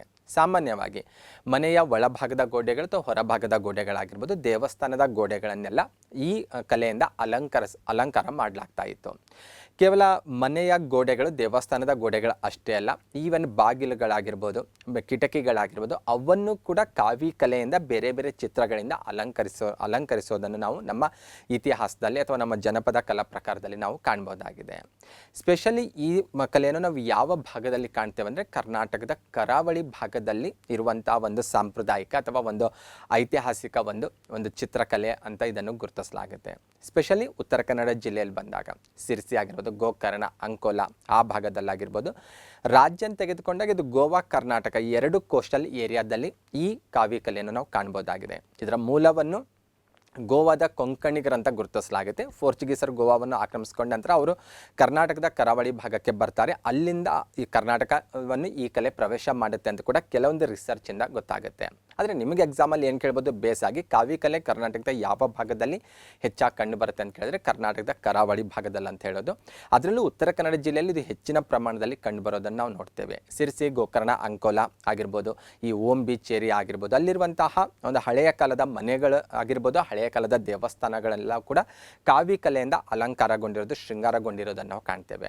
ಸಾಕಷ್ಟು ಪೌರಾಣಿಕ ಕಥೆಗಳನ್ನು, ಪೌರಾಣಿಕ ಘಟನೆಗಳನ್ನೆಲ್ಲ ಈ ಕಾವಿ ಕಲೆಯ ಮೂಲಕ ಬಿಡಿಸಿರೋದನ್ನು ನಾವು ಕಾಣಬಹುದಾಗಿದೆ. ಎಸ್ಪೆಷಲಿ ಗೋಕರ್ಣ ದೇವಸ್ಥಾನ ಪ್ರವೇಶ ಮಾಡುವಂಥ ಬೀದಿಯಲ್ಲಿರುವಂಥ ಹಳೆಯ ಮನೆಗಳ ಗೋಡೆಗಳ ಮೇಲೆ ಕೂಡ ನೋಡ್ಬೋದು. ಈವನ್ ನಾವು ಸಿರಿಸಿಯಲ್ಲೂ ಕೂಡ ನೋಡ್ಬೋದು. ಈವನ್ ಓಮ್ ಬೀಚ್ನ ಸುತ್ತಮುತ್ತ ಇರುವಂತಹ ಕೆಲವೊಂದು ಗ್ರಾಮಗಳ ಸ್ಥಳೀಯ ಏನು ದೇವತೆಗಳಂತ ಗುರುತಿಸ್ತೇವಲ್ವ, ಗ್ರಾಮ ದೇವತೆಗಳಂತ, ಆ ದೇವತೆಗಳಿಗೆ ರಿಲೇಟೆಡ್ ಆಗಿರುವಂಥ ದೇವಸ್ಥಾನಗಳು ಕೂಡ ಕಾವಿ ಕಲೆಯಿಂದ ಅಲಂಕಾರಗೊಂಡಿರೋದನ್ನು ನಾವು ಕಾಣ್ತೇವೆ. ನಿಮಗೆಲ್ಲರಿಗೂ ಗೊತ್ತಿರುವಂಥ ಒಂದು ವಿಚಾರ ಇಲ್ಲಿ ಸ್ಪಷ್ಟವಾಗಿ ನೋಡಿದ್ರೆ ಗೊತ್ತಾಗುತ್ತೆ. ಫಸ್ಟ್ ಒನ್, ಸಿರಿಸಿಯ ಬಹುತೇಕ ಮಾರಿಕಾಂಬಾ ದೇವಸ್ಥಾನಕ್ಕೆ ಎಲ್ಲರೂ ಭೇಟಿ ಕೊಟ್ಟಿರ್ತೀರ ನೀವು ಎಜುಕೇಷನಲ್ ಟೂರ್ ಆಗಿರ್ಬೋದು ಅಥವಾ ಧಾರ್ಮಿಕ ಕೇಂದ್ರ ಆಗಿರ್ಬೋದು, ಬೇರೆ ಬೇರೆ ಕಾರಣಕ್ಕಾಗಿ ಆಲ್ಮೋಸ್ಟ್ ಅಲ್ಲಿ ಎಲ್ಲರೂ ಸಿರಿಸಿಯ ಮಾರಿಕಾಂಬಾ ದೇವಸ್ಥಾನಕ್ಕೆ ಭೇಟಿ ಕೊಟ್ಟಿರ್ತೀರ. ಎಲ್ಲರೂ ನೀವು ಆ ದೇವಸ್ಥಾನ ನೋಡಿರ್ತೀರ. ಆ ದೇವಸ್ಥಾನದ ಗೋಡೆಗಳ ಮೇಲೆ ಕಂಡುಬರ್ತಾ ಇರುವಂಥ ಆರ್ಟ್ ಏನಿದೆ ಅಲ್ವಾ, ಇದು ಕಾವಿ ಕಲೆ. ಇದು ಹಾಗಾಗಿ ನಿಮಗೆ ಎಕ್ಸಾಮಲ್ಲಿ ನೇರವಾಗಿ ಕೇಳ್ಬೋದು ಕ್ವಶನ್, ಅಥವಾ ಕರ್ನಾಟಕದ ಒಂದು ಹೆಮ್ಮೆಯ ಒಂದು ಕಲೆ ಆಗಿರೋದ್ರಿಂದ ಇದ್ರ ಬಗ್ಗೆ ನಮಗೆ ಎಕ್ಸಾಮಲ್ಲಿ ಕೇಳೋದು ಬಿಡೋದು ಸೆಕೆಂಡ್ರಿ, ಆದರೆ ನಮಗಿದು ನಮ್ಮ ಹೆಮ್ಮೆಯ ವಿಚಾರ ಆಗಿರೋದ್ರಿಂದ ನಿಮಗೆ ಗೊತ್ತಿರಲೇಬೇಕು. ಓಕೆ, ಏನಿದು ಕಾವಿ ಕಲೆ, ಯಾವ ರೀತಿ ಇದನ್ನು ಬಿಡಿಸಲಾಗುತ್ತೆ ಅಂತ ನೋಡ್ತಾ ಹೋದರೆ, ಬೇಸಿಕ್ಲಿ ಕಾವಿ ಅಥವಾ ಉರಿಮಂಜು ಅಂತ ಹೇಳೋದು ಸ್ಥಳೀಯವಾಗಿ ದೊರಕುವಂಥ ಒಂದು ಖನಿಜ ಬಣ್ಣ ಅಂತ ಹೇಳೋದು. ಉರಿಮಂಜಿನ ಹುಡಿಗೆ ನೀರನ್ನು ಬೆರೆಸಿ ಸುಣ್ಣದ ಗೋಡೆಯ ಮೇಲೆ ಈ ರೀತಿ ಪೇಂಟಿಂಗನ್ನು ಬಿಡಿಸಲಾಗುತ್ತೆ. ಇದು ಬಹಳ ವಿಶೇಷವಾದಂಥದ್ದು. ಸ್ಪೆಷಲಿ ಆಲ್ರೆಡಿ ನಾನು ಹೇಳಿದ ಹಾಗೆ ಸಿರಿಸಿ ಮತ್ತು ಕಾರವಾರ ಆಗಿರ್ಬೋದು, ಉತ್ತರ ಕನ್ನಡ ಜಿಲ್ಲೆಯ ಬಹುತೇಕ ಹಳೆಯ ಕಾಲದ ದೇವಸ್ಥಾನ ಮನೆಗಳ ಗೋಡೆಗಳ ಮೇಲೆ ನಾವು ಈ ರೀತಿಯ ಒಂದು ಅದ್ಭುತವಾದಂಥ ಚಿತ್ರಕಲೆಯನ್ನು ಕಾಣ್ಬೋದಾಗಿದೆ. ಓಕೆ, ನೆಕ್ಸ್ಟ್ ಒನ್ ಬರೋಣ. ರಂಗಭೂಮಿ ಕ್ಷೇತ್ರಕ್ಕೆ ಸಂಬಂಧಿಸಿದಂತೆ ಕರ್ನಾಟಕದಲ್ಲಿರುವಂಥ ಅತ್ಯಂತ ಪ್ರಮುಖ ಸಂಸ್ಥೆಗಳು ಯಾವುದನ್ನು ಅಂತ ಮಾಹಿತಿ ಗೊತ್ತಿರಬೇಕು. ನಿಮ್ಮ ಪ್ರೀವಿಯಸ್ ಎಕ್ಸಾಮ್ ಕ್ವಶನ್ ಪೇಪರ್ ನೋಡಿದ್ರೆ ಗೊತ್ತಾಗುತ್ತೆ. ಮೇಲಿಂದ ಮೇಲೆ ರಂಗಾಯಣ ಮತ್ತು ನೀನಾಸಂಗೆ ರಿಲೇಟೆಡ್ ಕ್ವಶನ್ಸ್ಗಳು ಕೇಳ್ತಾ ಇರ್ತಾರೆ ನಿಮಗೆ. ಹಾಗಾಗಿ ರಂಗಾಯಣ ಆಗಿರ್ಬೋದು, ನೀನಾಸಂ ಆಗಿರ್ಬೋದು, ಇವೆರಡೂ ಸಂಸ್ಥೆಗಳು ರಂಗಭೂಮಿ ಕ್ಷೇತ್ರಕ್ಕೆ ರಿಲೇಟೆಡ್ ಆಗಿರುವಂಥ ಸಂಸ್ಥೆಗಳಾಗಿದ್ದಾವೆ. ಮತ್ತು ಕರ್ನಾಟಕ ಆಗಿರ್ಬೋದು, ಭಾರತದ ರಂಗಭೂಮಿ ಕ್ಷೇತ್ರಕ್ಕೆ, ಸಿನಿಮಾ ಕ್ಷೇತ್ರಕ್ಕೆ ಈ ಎರಡೂ ಸಂಸ್ಥೆಗಳು ತಮ್ಮದೇ ಆದಂಥ ಅದ್ಭುತವಾದಂಥ ಕೊಡುಗೆಯನ್ನು ನೀಡಿರೋದನ್ನು ಸಹ ನಾವು ಕಾಣ್ತೇವೆ. ಹಾಗಾಗಿ ಮೇಲಿಂದ ಮೇಲೆ ನಿಮ್ಮ ಎಕ್ಸಾಮಲ್ಲಿ ರಂಗಾಯಣ, ನೀನಾಸಂಗೆ ರಿಲೇಟೆಡ್ ಕ್ವಶನ್ಸ್ಗಳು ಬರೋದನ್ನು ನಾವು ಕಾಣ್ತೇವೆ. ಹಾಗಾದರೆ ಬನ್ನಿ ಈ ಎರಡು ಸಂಸ್ಥೆಗಳ ಬಗ್ಗೆ ಒಂದು ಸ್ವಲ್ಪ ಇನ್ಫಾರ್ಮೇಷನ್ ಕ್ಲಿಯರ್ ಮಾಡ್ಕೊಳ್ಳೋಣ. ಮೊದಲನೇದಾಗಿ ರಂಗಾಯಣ. ಬೇಸಿಕ್ಲಿ ರಂಗಾಯಣ ರಂಗ ಪ್ರಶಿಕ್ಷಣ ಸಂಸ್ಥೆ ಅಂತ ಹೇಳೋದು, ನಾಟಕ ಸಂಸ್ಥೆ ಅಂತ ಹೇಳೋದು. ಮೈಸೂರಲ್ಲಿರೋದಿದ್ದು 1989ರಲ್ಲಿ ಸ್ಥಾಪನೆ ಆಗುತ್ತೆ. ಕರ್ನಾಟಕ ಸರ್ಕಾರ ಇದನ್ನು ಸ್ಥಾಪನೆ ಮಾಡೋದು. ರಂಗಾಯಣ ಅನ್ನುವಂಥ ಒಂದು ಸಂಸ್ಥೆ ಸ್ಥಾಪನೆ ಮಾಡಬೇಕು ಅನ್ನುವಂಥ ಒಂದು ಕಾನ್ಸೆಪ್ಟನ್ನು ನೀಡಿದಂಥ ಕೀರ್ತಿ ಬಿ ವಿ ಕಾರಂತ್ ಅವರಿಗೆ ಸಲ್ಲುತ್ತೆ. ಹಾಗಾಗಿ ರಂಗಾಯಣಕ್ಕೆ ಬಿ ವಿ ಕಾರಂತರ ಕನಸಿನ ಕೂಸು ಅಂತಲೇ ಗುರುತಿಸಲಾಗುತ್ತೆ. ಅಷ್ಟೊಂದು ಆಸಕ್ತಿಯನ್ನು ಹೊಂದಿದ್ದಂಥ ಬಿ ವಿ ಕಾರಂತರು ಇಂಥ ಒಂದು ಕನಸನ್ನು ಕಂಡಿದ್ದರು, ಇಂಥ ಒಂದು ಕಾನ್ಸೆಪ್ಟ್ ಇತ್ತು. ಹಾಗಾಗಿ ಬಿ ವಿ ಕಾರಂತರ ಕನಸಿನ ಕೂಸು ಅಂತಲೇ ರಂಗಾಯಣಕ್ಕೆ ಕರೆಯಲಾಗುತ್ತೆ. ಓಕೆ, ಏನು ವಿಶೇಷತೆ ಅಂದರೆ ಇದು ಬೇಸಿಕ್ಲಿ ರಂಗ ಪ್ರಶಿಕ್ಷಣ ಸಂಸ್ಥೆ ಅಥವಾ ನಾಟಕ ಸಂಸ್ಥೆ ಅಂತ ಕರೆಯಲಾಗುತ್ತೆ. ಕರ್ನಾಟಕದ ಅತ್ಯಂತ ಪ್ರಸಿದ್ಧವಾದಂತಹ ಕಾದಂಬರಿಗಳನ್ನು, ಮಹಾಕಾವ್ಯಗಳನ್ನೆಲ್ಲ ಇವರು ನಾಟಕಗಳ ರೂಪದಲ್ಲಿ ಪ್ರದರ್ಶನ ಮಾಡಿರೋದನ್ನು ಸಹ ನಾವು ಕಾಣ್ತೇವೆ. ಸ್ಪೆಷಲಿ ಮಲೆಗಳಲ್ಲಿ ಮದುಮಗಳು ಆಗಿರ್ಬೋದು, ಕುಸುಮ ಬಾಲೆ, ಬೊಮ್ಮನಹಳ್ಳಿ ಕಿಂದರ ಜೋಗಿ, ಈ ರೀತಿ ಸಾಕಷ್ಟು ಪ್ರಸಿದ್ಧವಾದಂತಹ ಕಾದಂಬರಿಗಳನ್ನು ನಾಟಕಗಳ ಮೂಲಕ ಜನರಿಗೆ ತಲುಪಿಸುವಂಥ ಒಂದು ಪ್ರಯತ್ನ ಕೂಡ ಈ ಸಂಸ್ಥೆ ಮಾಡಿರೋದು ಕಂಡುಬರುತ್ತೆ. ಹಾಗಾಗಿ ಬಹಳ ವಿಶೇಷವಾದಂಥ ಸಂಸ್ಥೆ ಅಂತ ರಂಗಾಯಣಕ್ಕೆ ಗುರುತಿಸಲಾಗುತ್ತೆ. ಇದರ ಜೊತೆ ಇನ್ನೊಂದು ವಿಶೇಷವಾದಂಥ ರಂಗಭೂಮಿ ಕ್ಷೇತ್ರಕ್ಕೆ ರಿಲೇಟೆಡ್ ಆಗಿರುವಂಥ ಸಂಸ್ಥೆ ಅಂದರೆ ನೀನಾಸಂ ಅಂತ. ಓಕೆ, ನೀನಾಸಂ ಎಲ್ಲಿದೆ ಅಂತ ಕೇಳ್ಬೋದು ನಿಮಗೆ. ನೀನಾಸಂನ ವಿಸ್ತೃತ ರೂಪ ಅಥವಾ ಅದರ ಪೂರ್ಣ ಹೆಸರು ಏನಂತ ಕೇಳ್ಬೋದು, ಅಥವಾ ಇದರ ಸ್ಥಾಪಕರು ಯಾರಂತ ಕೇಳ್ಬೋದು. ನೀನಾಸಂನ್ನು ಸ್ಥಾಪನೆ ಮಾಡಿದಂತಹ ಕೀರ್ತಿ ಕೆ ವಿ ಸುಬ್ಬಣ್ಣ ಅವರಿಗೆ ಸಲ್ಲುತ್ತೆ. ಇದು ಇರೋದು ಹೆಗ್ಗೋಡಿನಲ್ಲಿರೋದು, ಶಿವಮೊಗ್ಗ ಜಿಲ್ಲೆಯ ಹೆಗ್ಗೋಡು ಅನ್ನುವಂಥ ಪ್ಲೇಸಲ್ಲಿ ನೀನಾಸಂ ಇರೋದು ಕಂಡುಬರುತ್ತೆ. ನೀನಾಸಂ ಅಂದರೆ ಆ ಹೆಸರಲ್ಲೇ ಗೊತ್ತಾಗುತ್ತೆ. ಅಲ್ಲಿ ನೀ ಅಂದರೆ ನೀಲಕಂಠೇಶ್ವರ, ನಾ ಅಂದರೆ ನಾಟ್ಯ, ಸಂ ಅಂತಂದರೆ ಅದು ಸಂಘ ಅಥವಾ ಸೇವಾ ಸಂಘ ಅಂತ ಹೇಳೋದು. ನೀಲಕಂಠೇಶ್ವರ ನಾಟ್ಯ ಸೇವಾ ಸಂಘ ಅಂತ ಇದರ ವಿಸ್ತೃತ ರೂಪ ಆಗಿದೆ. ಈ ಸಂಸ್ಥೆಯು ಕೂಡ ಕರ್ನಾಟಕದ ರಂಗಭೂಮಿ ಕ್ಷೇತ್ರಕ್ಕೆ ಸಾಕಷ್ಟು ಪ್ರತಿಭಾವಂತ ಜನರನ್ನು ಅಥವಾ ವ್ಯಕ್ತಿಗಳನ್ನು ತನ್ನ ಕೊಡುಗೆಯಾಗಿ ನೀಡಿದೆ ಅನ್ನುವಂಥದ್ದು ಕೂಡ ನಮಗೆ ಗೊತ್ತಿರುವಂಥ ಮಾಹಿತಿಯಾಗಿದೆ. ನೆಕ್ಸ್ಟ್ ಒನ್ ಬರೋಣ. ಕರ್ನಾಟಕ ಮತ್ತು NCERTಗೆ ರಿಲೇಟೆಡ್ ಕೆಲವೊಂದು ಇನ್ಫಾರ್ಮೇಷನ್ ಗೊತ್ತಿರಬೇಕು ಅಂತ. ಆದರೆ ಅದಕ್ಕಿಂತ ಮುಂಚೆ NCERT ಏನಿದೆ ಅಲ್ವಾ, ಅದರ ವಿಸ್ತೃತ ರೂಪ ನಿಮಗೆ ಗೊತ್ತಿರಬೇಕು. ಎಕ್ಸಾಮಲ್ಲಿ ಇದು ಕೂಡ ನಿಮಗೆ ಕೇಳುವಂಥ ಪಾಸಿಬಿಲಿಟಿ ಇರುತ್ತೆ. ಇದು ರಾಷ್ಟ್ರ ಮಟ್ಟದಲ್ಲಿರುವಂಥ ಒಂದು ಶಿಕ್ಷಣ ಸಂಸ್ಥೆ. ಯಾವ ರೀತಿ ನಾವು ನಮ್ಮ ಸ್ಟೇಟಲ್ಲಿ DSCERT ನೋಡ್ತೇವಲ್ವ, ಆ ರೀತಿ ರಾಷ್ಟ್ರ ಮಟ್ಟದಲ್ಲಿರುವಂಥ ಒಂದು ಸಂಸ್ಥೆ ಇದು NCERT ಅಂತ ಹೇಳೋದು, national council of educational research and training ಅಂತ. ಓಕೆ, ಈ ಸಂಸ್ಥೆ ತನ್ನದೇ ಆದಂಥ ಅನೇಕ ಪ್ರಾದೇಶಿಕ ಕೇಂದ್ರಗಳನ್ನು ಕೂಡ ಹೊಂದಿದೆ. ಅದರ ಜೊತೆ ಬೇರೆ ಬೇರೆ ಕೇಂದ್ರಗಳನ್ನು ಕೂಡ ದೇಶದ ಬೇರೆ ಬೇರೆ ಭಾಗದಲ್ಲಿ ಹೊಂದಿರೋದು ಕಂಡುಬರುತ್ತೆ. ಅದರ ವಿಸ್ತೃತ ರೂಪ ನಿಮ್ಗೆ ಕ್ಲಿಯರ್ ಆಗಿ ಗೊತ್ತಿರಬೇಕು. ಅದರ ಲೋಗೋ ಕೂಡ ನಿಮಗೆ ಕಾಣಿಸ್ತಾ ಇದೆ. ಓಕೆ, ಎನ್ ಸಿ ಆರ್ ಟಿಯ ಪ್ರಾದೇಶಿಕ ಶಿಕ್ಷಣ ಸಂಸ್ಥೆಗಳಲ್ಲಿ ಒಂದು ಪ್ರಾದೇಶಿಕ ಶಿಕ್ಷಣ ಸಂಸ್ಥೆ ನಮ್ಮ ರಾಜ್ಯದ ಮೈಸೂರಲ್ಲಿದೆ. ಹಾಗಾಗಿ ಈ ಮಾಹಿತಿ ಕೂಡ ನಿಮಗೆ ಗೊತ್ತಿರಬೇಕು. ಇವೆಲ್ಲವೂ ಕೂಡ ಎಕ್ಸಾಮಲ್ಲಿ ಕೇಳ್ತಾರಾ ಇಲ್ವಾ ಅಂತ ನಿಮಗೆ ಡೌಟ್ ಬರ್ಬೋದು. ಆದರೆ ಇವೆಲ್ಲ ಬಹಳ ಸ್ಪೆಷಲ್ ಆಗಿ ಕ್ವಶನ್ ಕೇಳುವಂಥ ಪಾಸಿಬಿಲಿಟಿ ಇರುತ್ತೆ. KPSC ಯಾವ ರೀತಿ ಕ್ವಶನ್ ಪೇಪರ್ ಪ್ರಿಪೇರ್ ಮಾಡುತ್ತೆ ಅನ್ನೋದು ಮಾಹಿತಿ ನಿಮಗಿರುತ್ತೆ. ಅಂದರೆ ಕೆಲವೊಂದು ವಿಷಯಗಳ ಮೇಲೆ ಕ್ವಶನ್ಸ್ ಅನ್ನೋದು ಎಕ್ಸ್ಪರ್ಟ್ಸ್ಗಳಿಂದ ಕಲೆಕ್ಟ್ ಮಾಡ್ತಾ ಹೋಗುತ್ತೆ. ಆಮೇಲೆ ಎಲ್ಲ ಕ್ವಶನ್ಸ್ಗಳನ್ನು ಮಿಕ್ಸಪ್ ಮಾಡಿ ಪ್ರತಿ ಎಕ್ಸಾಮಲ್ಲೂ ಕೂಡ ಕ್ವಶನ್ ಪೇಪರ್ ಪ್ರಿಪೇರ್ ಆಗ್ತಾ ಇರುತ್ತೆ. ಹಾಗಾಗಿ ಯಾರಾದರೂ ಈ B.Ed ಕಾಲೇಜ್ ಲೆಕ್ಚರರ್ ಆಗಿರ್ಬೋದು ಅಥವಾ ಎಜುಕೇಷನಲ್ ವಿಚಾರದಲ್ಲಿ ಬಂದಾಗ ಇದು ಪ್ರೊಫೆಸರ್ಸ್ಗಳಿರ್ಬೋದು, ಅವರೆಲ್ಲರೂ ಕೂಡ NCERT ಆಗಿರ್ಬೋದು, NCT ಆಗಿರ್ಬೋದು, DSCRT ಆಗಿರ್ಬೋದು, ಈ ರೀತಿ ಬೇರೆ ಬೇರೆ ಆ್ಯಂಗಲಲ್ಲಿ ಕೂಡ ಕ್ವಶನ್ ತೆಗೆಯುವಂಥ ಪಾಸಿಬಿಲಿಟಿ ಇರುತ್ತೆ. ಹಾಗಾಗಿ ಇವೆಲ್ಲ ಸಣ್ಣ ಮಾಹಿತಿ ಅನ್ನಿಸ್ಬೋದು ನಿಮಗೆ, ಆದರೆ ಇವು ಬಹಳ ಸ್ಪೆಷಲ್ ಆಗಿ ಕೇಳುವಂಥ ಕ್ವಶನ್ಸ್ಗಳಾಗಿರ್ತವೆ. ಹಾಗಾಗಿ ಫಸ್ಟ್ ಆಫ್ ಆಲ್ ನಿಮಗೆ NCERT ಬಗ್ಗೆ ಅದರ ವಿಸ್ತೃತ ರೂಪ ಗೊತ್ತಿರಬೇಕು, ಅದು ಫಸ್ಟ್ ಆಫ್ ಆಲ್ ಕ್ಲಿಯರ್ ಆಗಿರಬೇಕು. ಮತ್ತು NCERT ಬಗ್ಗೆ ನಾನು ಭಾಳ ಡಿಟೇಲ್ ಆಗಿ ಡಿಸ್ಕಷನ್ ಮಾಡ್ತಾ ಇಲ್ಲ, ಕರ್ನಾಟಕಕ್ಕೆ ಲಿಮಿಟ್ ಆಗಿ ನಾನು ಡಿಸ್ಕಷನ್ ಮಾಡ್ತಾ ಇರೋದ್ರಿಂದ ಅದರ ಪ್ರಾದೇಶಿಕ ಶಿಕ್ಷಣ ಸಂಸ್ಥೆ ಮೈಸೂರಲ್ಲಿದೆ ಅನ್ನೋದು ಗೊತ್ತಿರಬೇಕು. ಅದ್ರ ಜೊತೆ ಇನ್ನೂ ಕೆಲವೊಂದು ಪ್ಲೇಸಸ್ಸಲ್ಲೂ ಕೂಡ ಅದರ ಪ್ರಾದೇಶಿಕ ಶಿಕ್ಷಣ ಸಂಸ್ಥೆಗಳಿರೋದು ಕಂಡುಬರುತ್ತೆ. ಅಂದರೆ ಅಜ್ಮೀರಲ್ಲಿದೆ, ಭೂಪಾಲಲ್ಲಿದೆ, ಭುವನೇಶ್ವರಲ್ಲಿದೆ ಮತ್ತು ಶಿಲಾಂಗಲ್ಲಿ ಕೂಡ ಇರೋದು ಕಂಡುಬರುತ್ತೆ. ಅದೇ ರೀತಿ ಮೈಸೂರಲ್ಲಿ ಕೂಡ ಅದರ ಪ್ರಾದೇಶಿಕ ಶಿಕ್ಷಣ ಸಂಸ್ಥೆ ಇರೋದನ್ನು ನಾವು ಕಾಣ್ತೇವೆ. ಓಕೆ, ಅದರ ಜೊತೆ ಇನ್ನೂ ಒಂದು ವಿಶೇಷತೆ, ಸ್ಪೆಷಲಿ ಕರ್ನಾಟಕಕ್ಕೆ ರಿಲೇಟೆಡ್ ಆಗಿ ಬಂದಾಗ NCERT ಲೋಗೋಕ್ಕೂ ಮತ್ತು ಕರ್ನಾಟಕಕ್ಕೂ ಬಹಳ ಅವಿನಾಭಾವ ಸಂಬಂಧ ಇರೋದು ಕಂಡುಬರುತ್ತೆ. NCERT ಲೋಗೋ ನಿಮಗೆ ಕಾಣಿಸ್ತಾ ಇದೆ, 3 ಹಂಸಗಳು ಒಂದನ್ನೊಂದು ಬೆಸೆದುಕೊಂಡಿರುವಂತೆ ಕಂಡುಬರ್ತಾ ಇದೆ. ಈ ಲೋಗೋ ಎಲ್ಲಿಂದ ಆಯ್ಕೆ ಮಾಡ್ಕೊಂಡಿದ್ದು ಅಂತ ನಾವು ಏನಾದರೂ ನೋಡಿದ್ರೆ ಅಥವಾ NCERT ಅಧಿಕೃತ ವೆಬ್ಸೈಟು ಅಥವಾ ಅದರ ಹಿಸ್ಟ್ರಿಯನ್ನು ತೆಗೆದು ನೋಡಿದಾಗ NCERT ಈ ಲೋಗೋವನ್ನು ಕರ್ನಾಟಕದಿಂದಲೇ ಆಯ್ಕೆ ಮಾಡ್ಕೊಂಡಿದೆ. ಕರ್ನಾಟಕದ ರಾಯಚೂರು ಜಿಲ್ಲೆಯ ಮಸ್ಕಿ ಸಮೀಪ ಇರುವಂತಹ ಮಲ್ಲಿಕಾರ್ಜುನ್ ಟೆಂಪಲ್ನಿಂದ ಈ ಲೋಗೋವನ್ನು ಆಯ್ಕೆ ಮಾಡಿಕೊಂಡಿದೆ. ಹಾಗಾಗಿ ಇದು ಕೂಡ ನಾವು ಹೆಮ್ಮೆ ಪಡುವಂಥ ಒಂದು ವಿಚಾರ. ಎಕ್ಸಾಮಲ್ಲಿ ಬರುತ್ತೋ ಇಲ್ಲೋ ಅನ್ನೋದು ಸೆಕೆಂಡ್ರಿ, ಆದರೆ ರಾಷ್ಟ್ರ ಮಟ್ಟದ ಒಂದು ಸಂಸ್ಥೆ ನಮ್ಮ ರಾಯಚೂರಿನ ಮಸ್ಕಿ ಸಮೀಪ ಇರುವಂಥ ಮಲ್ಲಿಕಾರ್ಜುನ್ ಟೆಂಪಲ್ನಿಂದ ಈ ಲೋಗೋವನ್ನು ಆಯ್ಕೆ ಮಾಡ್ಕೊಂಡಿದೆ ಅಂದರೆ ಇದು ನಮ್ಮೆಲ್ಲ ಕನ್ನಡಿಗರಿಗೂ ಹೆಮ್ಮೆಯ ವಿಚಾರ ಅಂತ ಗುರುತಿಸೋದು. ಮತ್ತು ಈ ಲೋಗೋದಲ್ಲಿರುವಂಥ ಹಂಸಗಳೇನಿದ್ದಾವಲ್ವ, 3 ಹಂಸಗಳು, ಪ್ರತಿಯೊಂದು ಹಂಸವೂ ಕೂಡ NCERTಯ ಅತ್ಯಂತ ಪ್ರಮುಖ ಕಾರ್ಯದ ಒಂದೊಂದು ಅಂಶವನ್ನು ಅವು ಇಂಡಿಕೇಟ್ ಮಾಡ್ತವೆ. ಅಂದರೆ ರಿಸರ್ಚು, ಟ್ರೈನಿಂಗು, ಎಕ್ಸ್ಟೆನ್ಷನ್ನು, ಈ ರೀತಿ 3 ಅದರ ಪ್ರಮುಖ ಕಾರ್ಯಗಳಂತ ಗುರುತಿಸೋದು. ಆ 3 ಕಾರ್ಯಗಳನ್ನು ಈ 3 ಹಂಸಗಳು ಇಂಡಿಕೇಟ್ ಮಾಡ್ತಾವಂತ ಕೂಡ ಆ ರೀತಿ ಕೂಡ ಇದನ್ನು ಗುರುತಿಸಲಾಗುತ್ತೆ. ನೆಕ್ಸ್ಟ್ ಒಂದು ಬರೋಣ, ಕನ್ನಡ ಸಾಹಿತ್ಯ ಪರಿಷತ್ಗೆ ರಿಲೇಟೆಡ್ ಕೆಲವೊಂದು ಇನ್ಫಾರ್ಮೇಷನ್ ನಮಗೆ ಗೊತ್ತಿರಬೇಕು. ಯಾಕೆಂದರೆ ಇದು ಯಾವಾಗಲೂ ಎವರ್ಗ್ರೀನ್ ಆಗಿರುವಂಥ ಒಂದು ಟಾಪಿಕ್ ಇದು. ಅಂದರೆ ಕನ್ನಡ ಸಾಹಿತ್ಯ ಪರಿಷತ್ ಆಗಿರ್ಬೋದು, ಅಖಿಲ ಭಾರತ ಕನ್ನಡ ಸಾಹಿತ್ಯ ಸಮ್ಮೇಳನಕ್ಕೆ ರಿಲೇಟೆಡ್ ಆಗಿ ಮೇಲಿನ ಮೇಲೆ ಕ್ವಶನ್ಸ್ಗಳು ಬರ್ತಾ ಇರ್ತವೆ. ಹಾಗಾಗಿ ಅದ್ರ ಬಗ್ಗೆ ಒಂದು ಸ್ವಲ್ಪ ಗ್ಲಾನ್ಸ್ ನಾವು ಯಾವಾಗಲೂ ಮಾಡ್ಕೊಂಡಿರಬೇಕು. ಫಸ್ಟ್ ಆಫ್ ಆಲ್ ಕನ್ನಡ ಸಾಹಿತ್ಯ ಪರಿಷತ್ತು 1915ರಲ್ಲಿ ಸ್ಥಾಪನೆ ಆಗುತ್ತೆ. ರಾಜರ್ಷಿ ನಾಲ್ವಡಿ ಕೃಷ್ಣರಾಜ ಒಡೆಯರು ಇದನ್ನು ಸ್ಥಾಪನೆ ಮಾಡೋದ್ರಲ್ಲಿ ಅತ್ಯಂತ ಮಹತ್ವದ ಪಾತ್ರ ವಹಿಸ್ತಾರೆ. ಈ ಸಮಯದಲ್ಲಿ ಸರ್ ಎಂ ವಿಶ್ವೇಶ್ವರಯ್ಯ ಅವರು ಮೈಸೂರಿನ ದಿವಾನರಾಗಿರ್ತಾರೆ. ಈ ಮಾಹಿತಿ ನಮಗೆ ಕರ್ನಾಟಕ ಹಿಸ್ಟ್ರಿಯಿಂದ ಕೂಡ ದೊರಕುತ್ತೆ. ಮತ್ತು ಈ ಮಾಹಿತಿ ಮೇಲೆ ಹಿಸ್ಟ್ರಿ ಬ್ಯಾಕ್ಗ್ರೌಂಡ್ ಆಗಿರ್ಬೋದು ಅಥವಾ ಕನ್ನಡ ಸಾಹಿತ್ಯಕ್ಕೆ ರಿಲೇಟೆಡ್ ಆಗಿ ಬಂದಾಗ ಬೇಸ್ ಆಗಿ ನಿಮಗೆ PC, PSI ಬೇರೆ ಬೇರೆ ಎಲ್ಲ ಎಕ್ಸಾಮಲ್ಲೂ ಕೂಡ ಬಹಳ ಸಿಂಪಲ್ ಆಗಿದ್ರ ಮೇಲೆ ಕ್ವಶನ್ಸ್ಗಳು ಫ್ರೇಮ್ ಆಗೋದನ್ನು ನಾವು ಕಾಣ್ತೇವೆ. ಓಕೆ, ಅದರ ಮುಂದುವರಿದ ಭಾಗವಾಗಿ ನೋಡ್ತಾ ಹೋದರೆ ಕನ್ನಡ ಸಾಹಿತ್ಯ ಪರಿಷತ್ನ ಅಧ್ಯಕ್ಷರ ಬಗ್ಗೆ ಒಂದು ಸ್ವಲ್ಪ ನಮಗೆ ಮಾಹಿತಿ ಇರಬೇಕು. ಅಂದರೆ ಮೊದಲ ಅಧ್ಯಕ್ಷರು ಯಾರಾಗಿದ್ರು ಅನ್ನೋದು ಎವರ್ಗ್ರೀನ್ ಕ್ವಶನ್. ಅದು ಸ್ಟ್ಯಾಟಿಕ್ GKಯಲ್ಲಿ ಯಾವಾಗಲೂ ಕೇಳ್ತಾ ಇರ್ತಾರೆ. ನಿಮಗೆ ಒಬ್ಬ ಫೇಮಸ್ ಆಗಿರುವಂತಹ ಮಹಾನ್ ವ್ಯಕ್ತಿಯ ಇಮೇಜ್ ಕೂಡ ಕಾಣಿಸ್ತಾ ಇರೋ ಭಾವಚಿತ್ರವನ್ನು ಕೂಡ ನೀವು ಅಬ್ಸರ್ವ್ ಮಾಡ್ಬೋದು. HV ನಂಜುಂಡಯ್ಯ ಅಂತ ಅವರ ಹೆಸರು.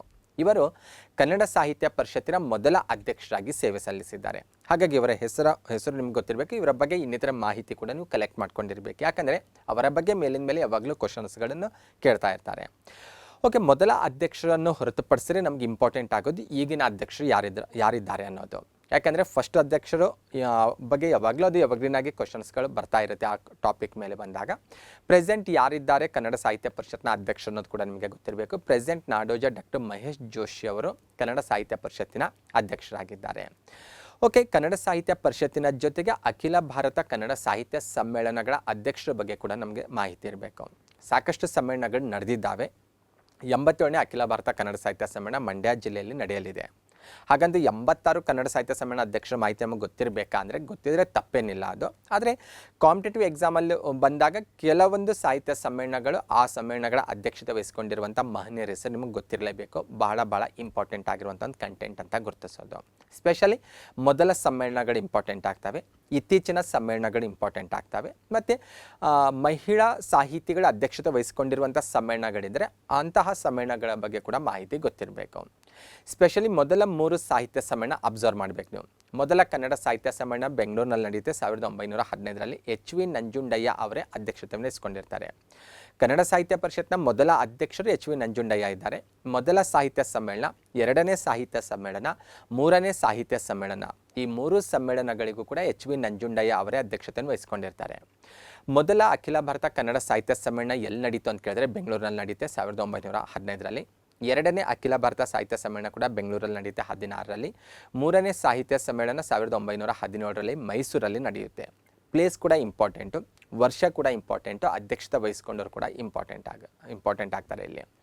ನೆಕ್ಸ್ಟ್ ಒಂದು 4ನೇ ಅಖಿಲ ಭಾರತ ಕನ್ನಡ ಸಾಹಿತ್ಯ ಸಮ್ಮೇಳನ ಧಾರವಾಡದಲ್ಲಿ ನಡೆಯುತ್ತೆ 1918ರಲ್ಲಿ. ಇದರ ಅಧ್ಯಕ್ಷತೆ ವಹಿಸ್ಕೊಂಡರು ಆರ್ ನರಸಿಂಹಾಚಾರ್ ಅಂತ. ಓಕೆ, ಇವರ ಬಗ್ಗೆ ಮಾಹಿತಿ ಗೊತ್ತಿರಬೇಕು. ಮೊದಲ 3-4 ಸಮ್ಮೇಳನಗಳು ಎಲ್ಲಿ ನಡೆದಿದ್ದು, ಯಾವಾಗ ನಡೆದಿದ್ದು, ಮತ್ತು ಅದರ ಅಧ್ಯಕ್ಷತೆ ವಹಿಸ್ಕೊಂಡಿರುವಂಥ ಮಹನೀಯರು ಯಾರು ಅನ್ನುವಂಥ ಮಾಹಿತಿ ನಿಮಗೆ ಗೊತ್ತಿರಬೇಕು. ಓಕೆ, ಅದರ ಜೊತೆ ಆಲ್ರೆಡಿ ನಾನು ಹೇಳಿದೆ, ಅಖಿಲ ಭಾರತ ಕನ್ನಡ ಸಾಹಿತ್ಯ ಸಮ್ಮೇಳನಗಳ ಅಧ್ಯಕ್ಷತೆಯನ್ನು ವಹಿಸ್ಕೊಂಡಿರುವಂಥ ಮಹಿಳಾ ಸಾಹಿತಿಗಳ ಬಗ್ಗೆ ಕೂಡ ಗೊತ್ತಿರಬೇಕು. ಯಾಕೆಂದರೆ 86 ಕನ್ನಡ ಸಾಹಿತ್ಯ ಸಮ್ಮೇಳನಗಳು ಕಂಪ್ಲೀಟ್ ಆಗಿದ್ದಾವೆ.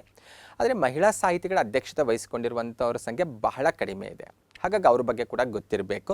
ಸ್ಪೆಷಲಿ ಜಯದೇವಿ ತಾಯಿ ಲಿಗಾಡಿ ಅವರ ಭಾವಚಿತ್ರ ಕಾಣಿಸ್ತಾ ಇದೆ. ಇವರು 1974ರಲ್ಲಿ ಮಂಡ್ಯದಲ್ಲಿ ನಡೆದಿರುವಂತಹ 48ನೇ ಅಖಿಲ ಭಾರತ ಕನ್ನಡ ಸಾಹಿತ್ಯ ಸಮ್ಮೇಳನದ ಅಧ್ಯಕ್ಷತೆ ವಹಿಸಿಕೊಂಡ್ರು. ಇಲ್ಲಿರುವಂಥ ಅಂಕಿಅಂಶವನ್ನೆಲ್ಲ ನಾನು ಕನ್ನಡ ಸಾಹಿತ್ಯ ಪರಿಷತ್ನ ಅಧಿಕೃತ ವೆಬ್ಸೈಟಿನಲ್ಲೇ ತೆಗೆದುಕೊಂಡಿರೋದು. ಓಕೆ, ನೆಕ್ಸ್ಟ್ ಒಂದು 2003ರಲ್ಲಿ ಮೂಡುಬಿದಿರೆಯಲ್ಲಿ ನಡೆದಿರುವಂಥ 71ನೇ ಅಖಿಲ ಭಾರತ ಸಾಹಿತ್ಯ ಸಮ್ಮೇಳನದ ಅಧ್ಯಕ್ಷತೆಯನ್ನು ಕಮಲಾ ಹಂಪನವರು ವಹಿಸಿಕೊಂಡಿರ್ತಾರೆ. ಇನ್ನು ಗದಗ್ನಲ್ಲಿ ನಡೆದಿರುವಂತಹ ಸಾಹಿತ್ಯ ಸಮ್ಮೇಳನ ಇದೆಲ್ಲವ 76ನೇದು 2010ರಲ್ಲಿ ನಡೆದಿರುವಂಥದ್ದು. ಈ ಸಾಹಿತ್ಯ ಸಮ್ಮೇಳನದ ಅಧ್ಯಕ್ಷತೆಯನ್ನು ಗೀತಾ ನಾಗಭೂಷಣ್ ಅವರು ವಹಿಸಿಕೊಂಡಿರ್ತಾರೆ. ಹಾಗಾಗಿ ಈ ಸಾಹಿತಿಗಳ ಬಗ್ಗೆ ಕೂಡ ನಿಮಗೆ ಮಾಹಿತಿ ಗೊತ್ತಿರಬೇಕು. ಇನ್ನು ಇತ್ತೀಚೆಗೆ ನಡೆದಿರುವಂಥ ಅಖಿಲ ಭಾರತ ಕನ್ನಡ ಸಾಹಿತ್ಯ ಸಮ್ಮೇಳನಗಳ ಬಗ್ಗೆ ಕೂಡ ಮಾಹಿತಿ ಗೊತ್ತಿರಬೇಕು. ಅಂದರೆ ಅಖಿಲ ಭಾರತ ಕನ್ನಡ ಸಾಹಿತ್ಯ ಸಮ್ಮೇಳನಗಳು ಯಾವ ಪ್ಲೇಸಸಲ್ಲಿ ನಡೆದಿದ್ದಾವೆ ಮತ್ತು ಆ ಸಮ್ಮೇಳನಗಳ ಅಧ್ಯಕ್ಷತೆ ವಹಿಸ್ಕೊಂಡವ್ರು ಯಾರು ಅನ್ನೋದು ಗೊತ್ತಿರಬೇಕು. ಆಲ್ರೆಡಿ ಸ್ಕ್ರೀನ್ ಮೇಲೆ 4 ಮಹಾನ್ ವ್ಯಕ್ತಿಗಳ ಭಾವಚಿತ್ರ ಕಾಣಿಸ್ತಾ ಇದೆ. 81ನೇ ಅಖಿಲ ಭಾರತ ಕನ್ನಡ ಸಾಹಿತ್ಯ ಸಮ್ಮೇಳನ ಶ್ರವಣಬೆಳಗೊಳದಲ್ಲಿ ನಡೆದಿರೋದು. ಅಧ್ಯಕ್ಷತೆಯನ್ನು ಡಾಕ್ಟರ್ ಸಿದ್ದಲಿಂಗಯ್ಯನವರು ವಹಿಸಿಕೊಂಡಿದ್ದರು. 82ನೇ ಸಾಹಿತ್ಯ ಸಮ್ಮೇಳನ ರಾಯಚೂರಲ್ಲಿ ನಡೆದಿತ್ತು. ಬರಗೂರು ರಾಮಚಂದ್ರಪ್ಪ ಅವರು ಈ ಸಮ್ಮೇಳನದ ಅಧ್ಯಕ್ಷತೆಯನ್ನು ವಹಿಸಿಕೊಂಡಿದ್ದರು. ಇದಾದ ನಂತರ 83ನೇ ಅಖಿಲ ಭಾರತ ಕನ್ನಡ ಸಾಹಿತ್ಯ ಸಮ್ಮೇಳನ ಮೈಸೂರಲ್ಲಿ ನಡೆಯುತ್ತೆ. ಈ ಸಮ್ಮೇಳನದ ಅಧ್ಯಕ್ಷತೆಯನ್ನು ಚಂದ್ರಶೇಖರ್ ಪಾಟೀಲ್ ಅವರು ವಹಿಸಿಕೊಂಡಿದ್ದರು. 84ನೇ ಅಖಿಲ ಭಾರತ ಕನ್ನಡ ಸಾಹಿತ್ಯ ಸಮ್ಮೇಳನ ಧಾರವಾಡದಲ್ಲಿ ನಡೆದಿರೋದು. ಈ ಸಮ್ಮೇಳನದ ಅಧ್ಯಕ್ಷತೆಯನ್ನು ಡಾಕ್ಟರ್ ಚಂದ್ರಶೇಖರ್ ಕಂಬಾರ್ ಅವರು ವಹಿಸಿಕೊಂಡಿದ್ದರು.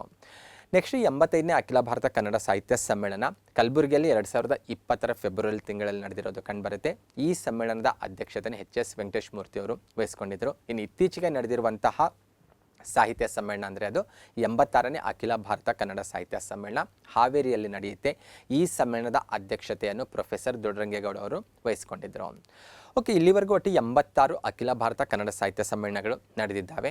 ನೆಕ್ಸ್ಟ್ 87ನೇ ಅಖಿಲ ಭಾರತ ಕನ್ನಡ ಸಾಹಿತ್ಯ ಸಮ್ಮೇಳನ ನಡೀಬೇಕು, ಮಂಡ್ಯದಲ್ಲಿ ನಡೆಯಲಿದೆ. ಇದ್ರ ಬಗ್ಗೆ ಕೂಡ ನಿಮಗೆ ಮಾಹಿತಿಯನ್ನು ಕೇಳುವಂಥ ಪಾಸಿಬಿಲಿಟಿ ಇರುತ್ತೆ.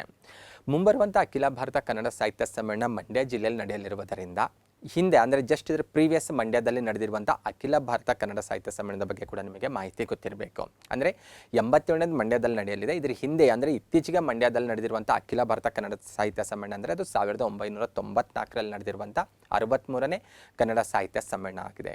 ಈ ಸಮ್ಮೇಳನದ ಅಧ್ಯಕ್ಷತೆಯನ್ನು ಸುಬ್ರಹ್ಮಣ್ಯ ರಾಜ್ ಅರಸ್ ಅವರು ವಹಿಸಿಕೊಂಡಿದ್ದರು. ಇವರು ಹೆಚ್ಚು ಫೇಮಸ್ ಆಗಿರೋದು ಚದುರಂಗಾಂಬ ಅವರ ಕಾವ್ಯನಾಮದಿಂದ. ಓಕೆ, ಅವಾಗಿನ ಸಾಹಿತ್ಯ ಸಮ್ಮೇಳನಕ್ಕೆ ರಿಲೇಟೆಡ್ ಆಗಿ ಬಂದಾಗ ಒಂದು ಭಾವಚಿತ್ರವನ್ನು ಕೂಡ ನಾವಿಲ್ಲಿ ಅಬ್ಸರ್ವ್ ಮಾಡ್ಬೋದಾಗಿದೆ. ನೆಕ್ಸ್ಟ್ ಒಂದು ಕನ್ನಡದ ರಾಷ್ಟ್ರಕವಿಗಳಿಗೆ ರಿಲೇಟೆಡ್ ಆಗಿ ನಿಮ್ಮಿಂದ ಮಾಹಿತಿಯನ್ನು ಎಕ್ಸಾಮಲ್ಲಿ ನಿರೀಕ್ಷೆ ಮಾಡ್ತಾ ಇರ್ತಾರೆ. ಕನ್ನಡದಲ್ಲಿ ಎಷ್ಟು ಜನ ರಾಷ್ಟ್ರಕವಿಗಳಿದ್ದಾರೆ, ಅವರು ಯಾರು, ಮೊದಲ ರಾಷ್ಟ್ರಕವಿ ಯಾರು, ಅಥವಾ ಸೆಕೆಂಡ್ ಯಾರು, ಥರ್ಡ್ ಯಾರು, ಈ ರೀತಿ ಕೇಳುವಂಥ ಪಾಸಿಬಿಲಿಟಿ ಇರುತ್ತೆ ನಿಮಗೆ. ಕನ್ನಡದಲ್ಲಿ 3 ಜನ ಸಾಹಿತಿಗಳು ರಾಷ್ಟ್ರಕವಿಗಳನ್ನುವಂಥ ಒಂದು ಸ್ಥಾನಮಾನವನ್ನು ಪಡೆದುಕೊಂಡಿದ್ದಾರೆ. ಮೊದಲ ರಾಷ್ಟ್ರಕವಿ ಎಂ ಗೋವಿಂದಪ್ಪ ಆಗಿದ್ದಾರೆ. ಸೆಕೆಂಡ್ ಕೆ ವಿ ಪುಟ್ಟಪ್ಪ ಅವರು, ಮತ್ತು ಮೂರನೇ ಈ ಸ್ಥಾನವನ್ನು ಪಡೆದುಕೊಂಡಿರುವಂಥ 3ನೇ ಸಾಹಿತಿ ಅಂದರೆ GS ಶಿವರುದ್ರಪ್ಪ ಅವರು. ಇವರ ಬಗ್ಗೆ ಕೂಡ ಒಂದು ಸ್ವಲ್ಪ ಮಾಹಿತಿ ನಿಮಗೆ ಗೊತ್ತಿರಬೇಕು. ಆಲ್ರೆಡಿ ಗೊತ್ತಿರುತ್ತೆ. ಗೊತ್ತಿಲ್ಲ ಅಂದರೆ ಯಾವುದಾದ್ರೂ ಹೈಸ್ಕೂಲ್ ಬುಕ್ಸ್ ಕನ್ನಡ ಬುಕ್ಸ್ ಮೂಲಕ ನೀವು ಇವರ ಬಗ್ಗೆ ಹೆಚ್ಚಿನ ಮಾಹಿತಿಯನ್ನು ಕೂಡ ನೀವು ಕಲೆಕ್ಟ್ ಮಾಡ್ಕೋಬೋದಾಗಿದೆ. ನೆಕ್ಸ್ಟ್ ಒಂದು ಜ್ಞಾನಪೀಠ ಪ್ರಶಸ್ತಿ ಪಡೆದ ಕನ್ನಡದ ಸಾಹಿತಿಗಳ ಸಂಖ್ಯೆ ಕೇಳ್ಬೋದು, ಅಥವಾ ಯಾರು ಅಂತ ಕೇಳ್ಬೋದು, ಅವರ ಕೃತಿಗಳು ಕೇಳ್ಬೋದು. ಅದಕ್ಕೆ ರಿಲೇಟೆಡ್ ಕೂಡ ನಿಮಗೆ ಮಾಹಿತಿ ಗೊತ್ತಿರಬೇಕು. ಜ್ಞಾನಪೀಠ ಪ್ರಶಸ್ತಿ ಪಡೆದ ಕನ್ನಡದ ಸಾಹಿತಿಗಳ ಸಂಖ್ಯೆ 8 ಜನ ಜ್ಞಾನಪೀಠ ಪ್ರಶಸ್ತಿಯನ್ನು ಪಡೆದುಕೊಂಡಿದ್ದಾರೆ. ಕೆ ವಿ ಪುಟ್ಟಪ್ಪ ಅವರು ಈ ಜ್ಞಾನಪೀಠ ಪ್ರಶಸ್ತಿ ಪಡೆದುಕೊಂಡಂಥ ಕನ್ನಡದ ಮೊದಲ ಸಾಹಿತಿ ಆಗಿದ್ದಾರೆ. ಇವರ ಬಗ್ಗೆ ಕೂಡ ಬಹಳಷ್ಟು ಕ್ವಶನ್ಸ್ಗಳು ಬೇರೆ ಬೇರೆ ಆ್ಯಂಗಲಲ್ಲಿ ಬರುವಂಥ ಪಾಸಿಬಿಲಿಟಿ ಇರುತ್ತೆ. ಕುವೆಂಪು ಅನ್ನುವಂಥ ಕಾವ್ಯನಾಮದಿಂದಲೇ ಫೇಮಸ್ ಆಗಿದ್ದಾರೆ. ಕನ್ನಡದ ನಾಡಗೀತೆ ಕೂಡ ಬರೆದಿರುವಂಥ ಕೀರ್ತಿ ಅವರಿಗೆ ಸಲ್ಲುತ್ತೆ. ಮತ್ತು ಇವರ ರಾಮಾಯಣ ದರ್ಶನಂ ಅನ್ನುವಂಥ ಶ್ರೀ ರಾಮಾಯಣ ದರ್ಶನಂ ಅನ್ನುವಂಥ ಮಹಾಕಾವ್ಯಕ್ಕೆ ಜ್ಞಾನಪೀಠ ಪ್ರಶಸ್ತಿ ಲಭಿಸಿದೆ ಅನ್ನುವಂಥ ಮಾಹಿತಿ ನಿಮಗೆ ಗೊತ್ತಿರಬೇಕು. ಇನ್ನು ದ ರಾ ಬೇಂದ್ರೆ ಅವರ 4 ತಂತಿ ಅನ್ನುವಂಥ ಕವನ ಸಂಕಲನಕ್ಕೆ ಜ್ಞಾನಪೀಠ ಪ್ರಶಸ್ತಿ ಬಂದಿದೆ. ಶಿವರಾಮ್ ಕಾರಂತರ ಮುಖಜ್ಜಿಯ ಕನಸುಗಳಾಗಿರ್ಬೋದು, ಮಾಸ್ತಿ ವೆಂಕಟೇಶ್ ಅಯ್ಯಂಗಾರ್ ಅವರ ಚಿಕ್ಕವೀರ ರಾಜೇಂದ್ರ ಕೃತಿಗೆ, ವಿಕ್ರು ಗೋಕಾಕ್ ಅವರ ಭಾರತ ಸಿಂಧು ರಶ್ಮಿ ಕೃತಿಗೆ ಜ್ಞಾನಪೀಠ ಪ್ರಶಸ್ತಿ ಬಂದಿರೋದನ್ನು ನಾವು ಕಾಣ್ತೇವೆ. ಇನ್ನು ಯು ಆರ್ ಅನಂತಮೂರ್ತಿ, ಗಿರೀಶ್ ಕರ್ನಾಡ್, ಚಂದ್ರಶೇಖರ್ ಕಂಬಾರ್ ಅವರು ಬಂದಾಗ ಸಮಗ್ರ ಸಾಹಿತ್ಯ ಅಂತ ಗುರುತಿಸಲಾಗುತ್ತೆ. ಪರ್ಟಿಕ್ಯುಲರ್ ಯಾವುದೋ ಒಂದು ಕೃತಿ ಅಂತ ಗುರುತಿಸೋದಿಲ್ಲ, ಸಮಗ್ರ ಸಾಹಿತ್ಯ ಅಂತಲೇ ಗುರುತಿಸಲಾಗುತ್ತೆ. ಆಲ್ರೆಡಿ ಮಾಹಿತಿ ಗೊತ್ತಿರುತ್ತೆ, ಗೊತ್ತಿಲ್ಲ ಅಂದರೆ ನೀವು ಮಾಹಿತಿಯನ್ನು ಕಲೆಕ್ಟ್ ಮಾಡ್ಕೊಳ್ಬೇಕು. ನಾನು ಜಸ್ಟ್ ಇಲ್ಲಿ ನಿಮ್ಗೆ ಒಂದು ಐಡಿಯಾ ಕೊಡ್ತಾ ಇದ್ದೀನಿ, ನೀವು ಯಾವ ಯಾವ ಏರಿಯಾವನ್ನು ಕವರ್ ಮಾಡ್ಕೊಳ್ಬೇಕಂತ. ಇದಿಷ್ಟೇ ಮಾಹಿತಿ ಸಾಕಾಗಲ್ಲ ನಾನು ಕೊಡ್ತಾ ಇರೋದು. ನೀವು ಸೆಲ್ಫ್ ಆಗಿ ಒಂದು ಸಬ್ ಬುಕ್ಸನ್ನು ರೆಫರ್ ಮಾಡೋದ್ರ ಮೂಲಕ ಇವರ ಬಗ್ಗೆ ಇನ್ನೂ ಎಕ್ಸ್ಟ್ರಾ ಇನ್ಫಾರ್ಮೇಷನ್ ಕಲೆಕ್ಟ್ ಮಾಡ್ಕೊಳ್ಬೇಕು. ನೆಕ್ಸ್ಟ್, ಸರಸ್ವತಿ ಸನ್ಮಾನ ಪ್ರಶಸ್ತಿ ಪಡೆದಂತಹ ಕನ್ನಡಿಗರ ಬಗ್ಗೆ ಕೂಡ ಮಾಹಿತಿ ಇರಬೇಕು. ಇಲ್ಲಿವರೆಗೂ 2 ಕನ್ನಡಿಗರು ಮಾತ್ರ ಈ ಪ್ರಶಸ್ತಿಯನ್ನು ಪಡ್ಕೊಂಡಿದ್ದಾರೆ. ಎಸ್ ಎಲ್ ಭೈರಪ್ಪ ಮೊದಲ ವ್ಯಕ್ತಿಯಾಗಿದ್ದಾರೆ, ವೀರಪ್ಪ ಮೊಯ್ಲಿ ಅವರು 2ನೇ ಮಹನೀಯರಂತ ಗುರುತಿಸೋದು. ಸರಸ್ವತಿ ಸಮ್ಮಾನ ಪ್ರಶಸ್ತಿ ಪಡ್ಕೊಂಡಿರುವಂಥ ಕನ್ನಡಿಗರಾಗಿದ್ದಾರೆ. ಎಸ್ ಎಲ್ ಭೈರಪ್ಪ ಅವರ ಮಂದ್ರ ಅನ್ನುವಂಥ ಕೃತಿಗೆ ಈ ಪ್ರಶಸ್ತಿ ದೊರಕಿದೆ. ಇನ್ನು ವೀರಪ್ಪ ಮೊಯ್ಲಿ ಅವರ ಶ್ರೀ ರಾಮಾಯಣ ಮಹಾನ್ವೇಷಣಂ ಅನ್ನುವಂತಹ ಕೃತಿಗೆ ಈ ಪ್ರಶಸ್ತಿ ಬಂದಿರೋದು ಕಂಡುಬರುತ್ತೆ. ಈ ಕೃತಿಗಳ ಹೆಸರು ಕೂಡ ನಿಮಗೆ ಗೊತ್ತಿರಬೇಕು. ನೆಕ್ಸ್ಟ್ ಬರೋಣ, ಭಾರತೀಯ ಶಾಸ್ತ್ರೀಯ ಸಂಗೀತಕ್ಕೆ ರಿಲೇಟೆಡ್ ಕೆಲವೊಂದು ಇನ್ಫಾರ್ಮೇಷನ್, ಸ್ಪೆಷಲಿ ಕರ್ನಾಟಕಕ್ಕೆ ರಿಲೇಟೆಡ್ ಆಗಿ ಬಂದಾಗ ಕೆಲವೊಂದು ಮಾಹಿತಿ ನಿಮಗೆ ಗೊತ್ತಿರಬೇಕು. ಭಾರತೀಯ ಶಾಸ್ತ್ರೀಯ ಸಂಗೀತವನ್ನು ನಾವು 2 ಪ್ರಕಾರಗಳಾಗಿ ಅಥವಾ 2 ಭಾಗಗಳಾಗಿ ಡಿವೈಡ್ ಮಾಡ್ತೇವೆ. ಒಂದು ಹಿಂದೂಸ್ತಾನಿ ಸಂಗೀತ ಅಂತ, ಮತ್ತೊಂದು ಕರ್ನಾಟಕ ಸಂಗೀತ ಅಂತ. ಈ ರೀತಿ 2 ಭಾಗಗಳಾಗಿ ಡಿವೈಡ್ ಮಾಡ್ತೇವೆ. ಹಿಂದೂಸ್ತಾನಿ ಸಂಗೀತ ನಿಮ್ಗೆಲ್ಲರಿಗೂ ಗೊತ್ತಿರುವ ಹಾಗೆ ಉತ್ತರ ಭಾರತದಲ್ಲಿ ಹೆಚ್ಚು ಫೇಮಸ್ ಆಗಿರೋದು ಕಂಡುಬರುತ್ತೆ. ಇನ್ನು ಕರ್ನಾಟಕ ಸಂಗೀತ ದಕ್ಷಿಣ ಭಾರತದಲ್ಲಿ ಹೆಚ್ಚು ಫೇಮಸ್ ಆಗಿರೋದು ಕಂಡುಬರುತ್ತೆ. ಈ ರೀತಿಯೂ ಕೂಡ ಕ್ವಶನ್ ಕೇಳ್ಬೋದು. ಅಂದರೆ ಉತ್ತರ ಭಾರತದಲ್ಲಿ ಹೆಚ್ಚು ಫೇಮಸ್ ಆಗಿರುವಂಥ ಸಂಗೀತ ಯಾವುದು, ಭಾರತದ ಶಾಸ್ತ್ರೀಯ ಸಂಗೀತ ಯಾವುದು ಅಂತ ಕೇಳ್ಬೋದು. ದಕ್ಷಿಣ ಭಾರತದಲ್ಲಿ ಫೇಮಸ್ ಆಗಿರುವಂತಹ ಶಾಸ್ತ್ರೀಯ ಸಂಗೀತ ಯಾವುದು ಅಂತ ಕೇಳುವಂಥ ಪಾಸಿಬಿಲಿಟಿ ಇರುತ್ತೆ. ಹೆಚ್ಚು ಫೇಮಸ್ ಆಗಿರೋದು ಉತ್ತರ ಭಾರತದಲ್ಲಿ ಬರೀ ಹಿಂದೂಸ್ತಾನಿ ಸಂಗೀತ ಕಂಡುಬರುತ್ತೆ, ದಕ್ಷಿಣ ಭಾರತದಲ್ಲಿ ಕರ್ನಾಟಕ ಸಂಗೀತನೇ ಸಂಪೂರ್ಣ ಕಂಡುಬರುತ್ತೆ ಅಂತ ಹೇಳೋಕ್ಕಾಗಲ್ಲ. ಆದರೆ ಹೆಚ್ಚು ಫೇಮಸ್ ಆಗಿರೋದು ಈ ರೀತಿ ನಮ್ಮ ಇತಿಹಾಸ ನೋಡಿದಾಗ ನಮಗೆ ಕಂಡುಬರುತ್ತೆ. ಈ ಮಾಹಿತಿ ಕೂಡ ನಿಮಗೆ ತಿಳಿದಿರಬೇಕು. ಮತ್ತು ಹಿಂದೂಸ್ತಾನಿ ಸಂಗೀತ ಕರ್ನಾಟಕ ಸಂಗೀತಕ್ಕೂ ಸ್ವಲ್ಪ ಮೇಜರ್ ಆದಂಥ ಕೆಲವೊಂದು ವ್ಯತ್ಯಾಸಗಳು ಕೂಡ ನಮಗೆ ಗೊತ್ತಿರಬೇಕು. ಬೇಸಾಗಿ ಹಿಂದೂಸ್ತಾನಿ ಸಂಗೀತಕ್ಕೆ ವಿದೇಶಿ ಮೂಲದಿಂದ ಬಂದಿರುವಂಥ ಸಂಗೀತ ಅಂತ ಗುರುತಿಸಲಾಗುತ್ತೆ. ಅಂದರೆ ಅರಬ್, ಪರ್ಷಿಯನ್ ಮೂಲದಿಂದ ಬೆಳವಣಿಗೆ ಆಗಿರುವಂಥ ಸಂಗೀತ ಅಂತ ಗುರುತಿಸಲಾಗುತ್ತೆ. ಮತ್ತು ಈ ಹಿಂದೂಸ್ತಾನಿ ಸಂಗೀತದಲ್ಲಿ ಸ್ಪೆಷಲಿ ತಬಲಾ, ಹಾರ್ಮೋನಿಯಂ ಅನ್ನುವಂಥ ಸಂಗೀತ ಉಪಕರಣಗಳನ್ನು ಬಳಕೆ ಮಾಡಲಾಗುತ್ತೆ. ಅತ್ಯಂತ ಪ್ರಮುಖವಾಗಿ ಆ ಸಂಗೀತಕ್ಕೆ ರಿಲೇಟೆಡ್ ಆಗಿ ಬಂದಾಗ ತಬಲಾ, ಹಾರ್ಮೋನಿಯಂ ಅತಿ ಹೆಚ್ಚಿನ ಪ್ರಮಾಣದಲ್ಲಿ ಅಥವಾ ಅತ್ಯಂತ ಪ್ರಮುಖವಾಗಿ ಸಂಗೀತ ಉಪಕರಣಗಳಾಗಿ ಬಳಕೆ ಮಾಡಲಾಗುತ್ತೆ. ಕರ್ನಾಟಕ ಸಂಗೀತವನ್ನು ಸಂಪೂರ್ಣವಾಗಿ ದೇಶೀಯ ಮೂಲ ಅಂತ ಗುರುತಿಸಲಾಗುತ್ತೆ. ಮತ್ತು ಮೃದಂಗ, ವೀಣೆ, ನಾದಸ್ವರ ಇವೆಲ್ಲವೂ ಕೂಡ ಕರ್ನಾಟಕ ಸಂಗೀತಕ್ಕೆ ರಿಲೇಟೆಡ್ ಆಗಿರುವಂಥ ಅತ್ಯಂತ ಪ್ರಮುಖವಾದಂಥ ಸಂಗೀತ ಉಪಕರಣಗಳಾಗಿದ್ದಾವೆ. ಈ ರೀತಿ ಬೇಸ್ ಆಗಿರುವಂಥ ಕೆಲವೊಂದು ವ್ಯತ್ಯಾಸಗಳು ಕೂಡ ನಿಮಗೆ ಗೊತ್ತಿರಬೇಕು. ಇನ್ನು ಕರ್ನಾಟಕಕ್ಕೆ ಬಂದರೆ ಕರ್ನಾಟಕದಲ್ಲಿ ಸಾಕಷ್ಟು ಜನ ಈ 2 ಕ್ಷೇತ್ರದಲ್ಲಿ ಕೂಡ ಸಾಧನೆ ಮಾಡಿರೋದು ಅಥವಾ ಸಾಕಷ್ಟು ಹೆಸರು ಮಾಡಿರೋದು ಕಂಡುಬರುತ್ತೆ. ಸ್ಪೆಷಲಿ ಸವಾಯಿ ಗಂಧರ್ವರು ಮೂಲತಃ ಕರ್ನಾಟಕದವರು. ಇವರು ಈ ಹಿಂದೂಸ್ತಾನಿ ಸಂಗೀತದಲ್ಲಿ ಬಂದಾಗ ಸಾಕಷ್ಟು ಅದ್ಭುತವಾದಂತಹ ಸಾಧನೆ ಮಾಡಿದ್ದಾರೆ. ಸ್ಪೆಷಲಿ ಇವರೊಂದು ಶಿಷ್ಯ ವರ್ಗವನ್ನೇ ಸೃಷ್ಟಿ ಮಾಡ್ತಾರೆ ಈ ಕ್ಷೇತ್ರದಲ್ಲಿ ಬಂದಾಗ. ಭೀಮಸೇನ್ ಜೋಶಿ ಆಗಿರ್ಬೋದು, ಗಂಗೂಬಾಯಿ ಹಾನ್ಗಲ್ ಆಗಿರ್ಬೋದು, ಬಸವರಾಜ ರಾಜ್ಗುರು ಆಗಿರ್ಬೋದು, ಇವರೆಲ್ಲರೂ ಕೂಡ ಹಿಂದೂಸ್ತಾನಿ ಸಂಗೀತದಲ್ಲಿ ಸಾಕಷ್ಟು ಹೆಸರು ಮಾಡಿರುವಂತಹ ಅತ್ಯಂತ ಪ್ರಸಿದ್ಧ ವ್ಯಕ್ತಿಗಳಾಗಿದ್ದಾರೆ. ಇವರೆಲ್ಲರೂ ಕೂಡ ಸವಾಯಿ ಗಂಧರ್ವರ ಶಿಷ್ಯರು ಅನ್ನೋದು ಹೆಮ್ಮೆಯ ವಿಚಾರವಾಗಿದೆ. ಮತ್ತು ಇವರೆಲ್ಲರೂ ಕೂಡ ಕರ್ನಾಟಕದವರು ಅನ್ನೋದು ನಾವು ಇನ್ನೂ ಹೆಮ್ಮೆ ಪಡುವಂಥ ಒಂದು ವಿಚಾರವಾಗಿದೆ. ಹಾಗಾಗಿ ಹಿಂದೂಸ್ತಾನಿ ಸಂಗೀತಕ್ಕಾಗಿರ್ಬೋದು, ಕರ್ನಾಟಕ ಸಂಗೀತಕ್ಕೆ ಕನ್ನಡಿಗರ ಕೊಡುಗೆ ಅಪಾರವಾಗಿರೋದನ್ನು ನಾವು ಕಾಣ್ತೇವೆ. ಸವಾಯಿ ಗಂಧರ್ವರ ಶಿಷ್ಯರಲ್ಲಿ ಭೀಮಸೇನ್ ಜೋಶಿ ಅವರು ಅತ್ಯಂತ ಪ್ರಮುಖರಂತ ಗುರುತಿಸಲಾಗುತ್ತೆ. ಭೀಮಸೇನ್ ಜೋಶಿ ಅವರು ತಮ್ಮ ಗುರುಗಳಾಗಿರುವಂಥ ಸವಾಯಿ ಗಂಧರ್ವರ ಹೆಸರಿನಲ್ಲಿ ಪುಣೆಯಲ್ಲಿ ಸವಾಯಿ ಗಂಧರ್ವ ಮಹೋತ್ಸವ ಅನ್ನುವಂಥ ಒಂದು ಪ್ರೋಗ್ರಾಮನ್ನೇ ಆರ್ಗನೈಸ್ ಮಾಡ್ತಾ ಇರ್ತಾರೆ. 1953ರಿಂದಲೂ ಕೂಡ ಈ ಪ್ರೋಗ್ರಾಮ್ಗೆ ನಾವು ಇತಿಹಾಸ ಇರೋದು ನಾವು ಕಾಣ್ತೇವೆ. ಇನ್ನು ಮುಂದುವರಿದ ಭಾಗವಾಗಿ ನೋಡ್ತಾ ಹೋದರೆ ಇತ್ತೀಚಿನ ವರ್ಷಗಳಲ್ಲಿ ಬಂದಾಗ ಈ ಸವಾಯಿ ಗಂಧರ್ವ ಮಹೋತ್ಸವವನ್ನು ಸವಾಯಿ ಗಂಧರ್ವ ಭೀಮಸೇನ್ ಮಹೋತ್ಸವ ಅನ್ನುವಂಥ ಹೆಸರಲ್ಲಿ ಇನ್ನೂ ವಿಜೃಂಭಣೆಯಿಂದ ಆಚರಿಸಲಾಗ್ತಾ ಇದೆ. ಅದಕ್ಕೆ ಪ್ರೋಗ್ರಾಮ್ ಅಂದರೆ ಕೇವಲ ಅದೊಂದು ಉತ್ಸವ ಅಂತಲ್ಲ. ನಾವು ಜನರಲ್ ಆಗಿ ಬಂದಾಗ ಬೇರೆ ಬೇರೆ ಉತ್ಸವಗಳು ನೋಡ್ತೇವಲ್ವ, ಆ ರೀತಿ ಆಚರಿಸ್ಕೊಂಡು ಹೋಗೋದಷ್ಟೇ ಅಲ್ಲ, ಇದು basically Indian classical music festival ಅಂತ ಗುರುತಿಸೋದು.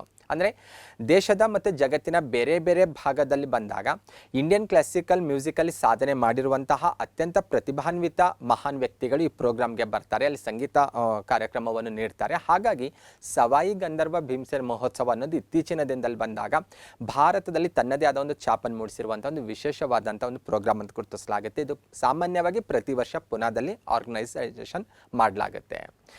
ಭೀಮ್ಸೇನ್ ಜೋಶಿ ಅವರಿಗೆ ರಿಲೇಟೆಡ್ ಆಗಿ ಬಂದಾಗ ಇನ್ನೂ ಸ್ವಲ್ಪ ಮಾಹಿತಿ ಇರಬೇಕು. ಬೇಸಿಕ್ಲಿ ಇವರು ಹಿಂದೂಸ್ತಾನಿ ಸಂಗೀತದ ಅತ್ಯಂತ ಫೇಮಸ್ ಆದಂತಹ ವ್ಯಕ್ತಿಗಳಲ್ಲಿ ಒಬ್ಬರಂತ ಗುರುತಿಸಲಾಗುತ್ತೆ. ಹಿಂದೂಸ್ತಾನಿ ಸಂಗೀತದಲ್ಲಿ ಬಂದಾಗ ಬೇರೆ ಬೇರೆ ಶೈಲಿಯನ್ನು ಗುರುತಿಸಲಾಗುತ್ತೆ. ಅದರಲ್ಲಿ ಕಿರಾಣ ಘರಾನ ಅನ್ನುವಂಥ ಶೈಲಿಯಲ್ಲಿ ಸಾಕಷ್ಟು ಸಾಧನೆ ಮಾಡಿರುವಂತಹ ಮಹನೀಯರಾಗಿದ್ದಾರೆ. ಇವರು ಕರ್ನಾಟಕದವರು ಅನ್ನೋದು ಬಹಳ ಹೆಮ್ಮೆಯ ವಿಚಾರ ಅಂತ ನಾವು ಹೇಳ್ಕೋಬೋದು.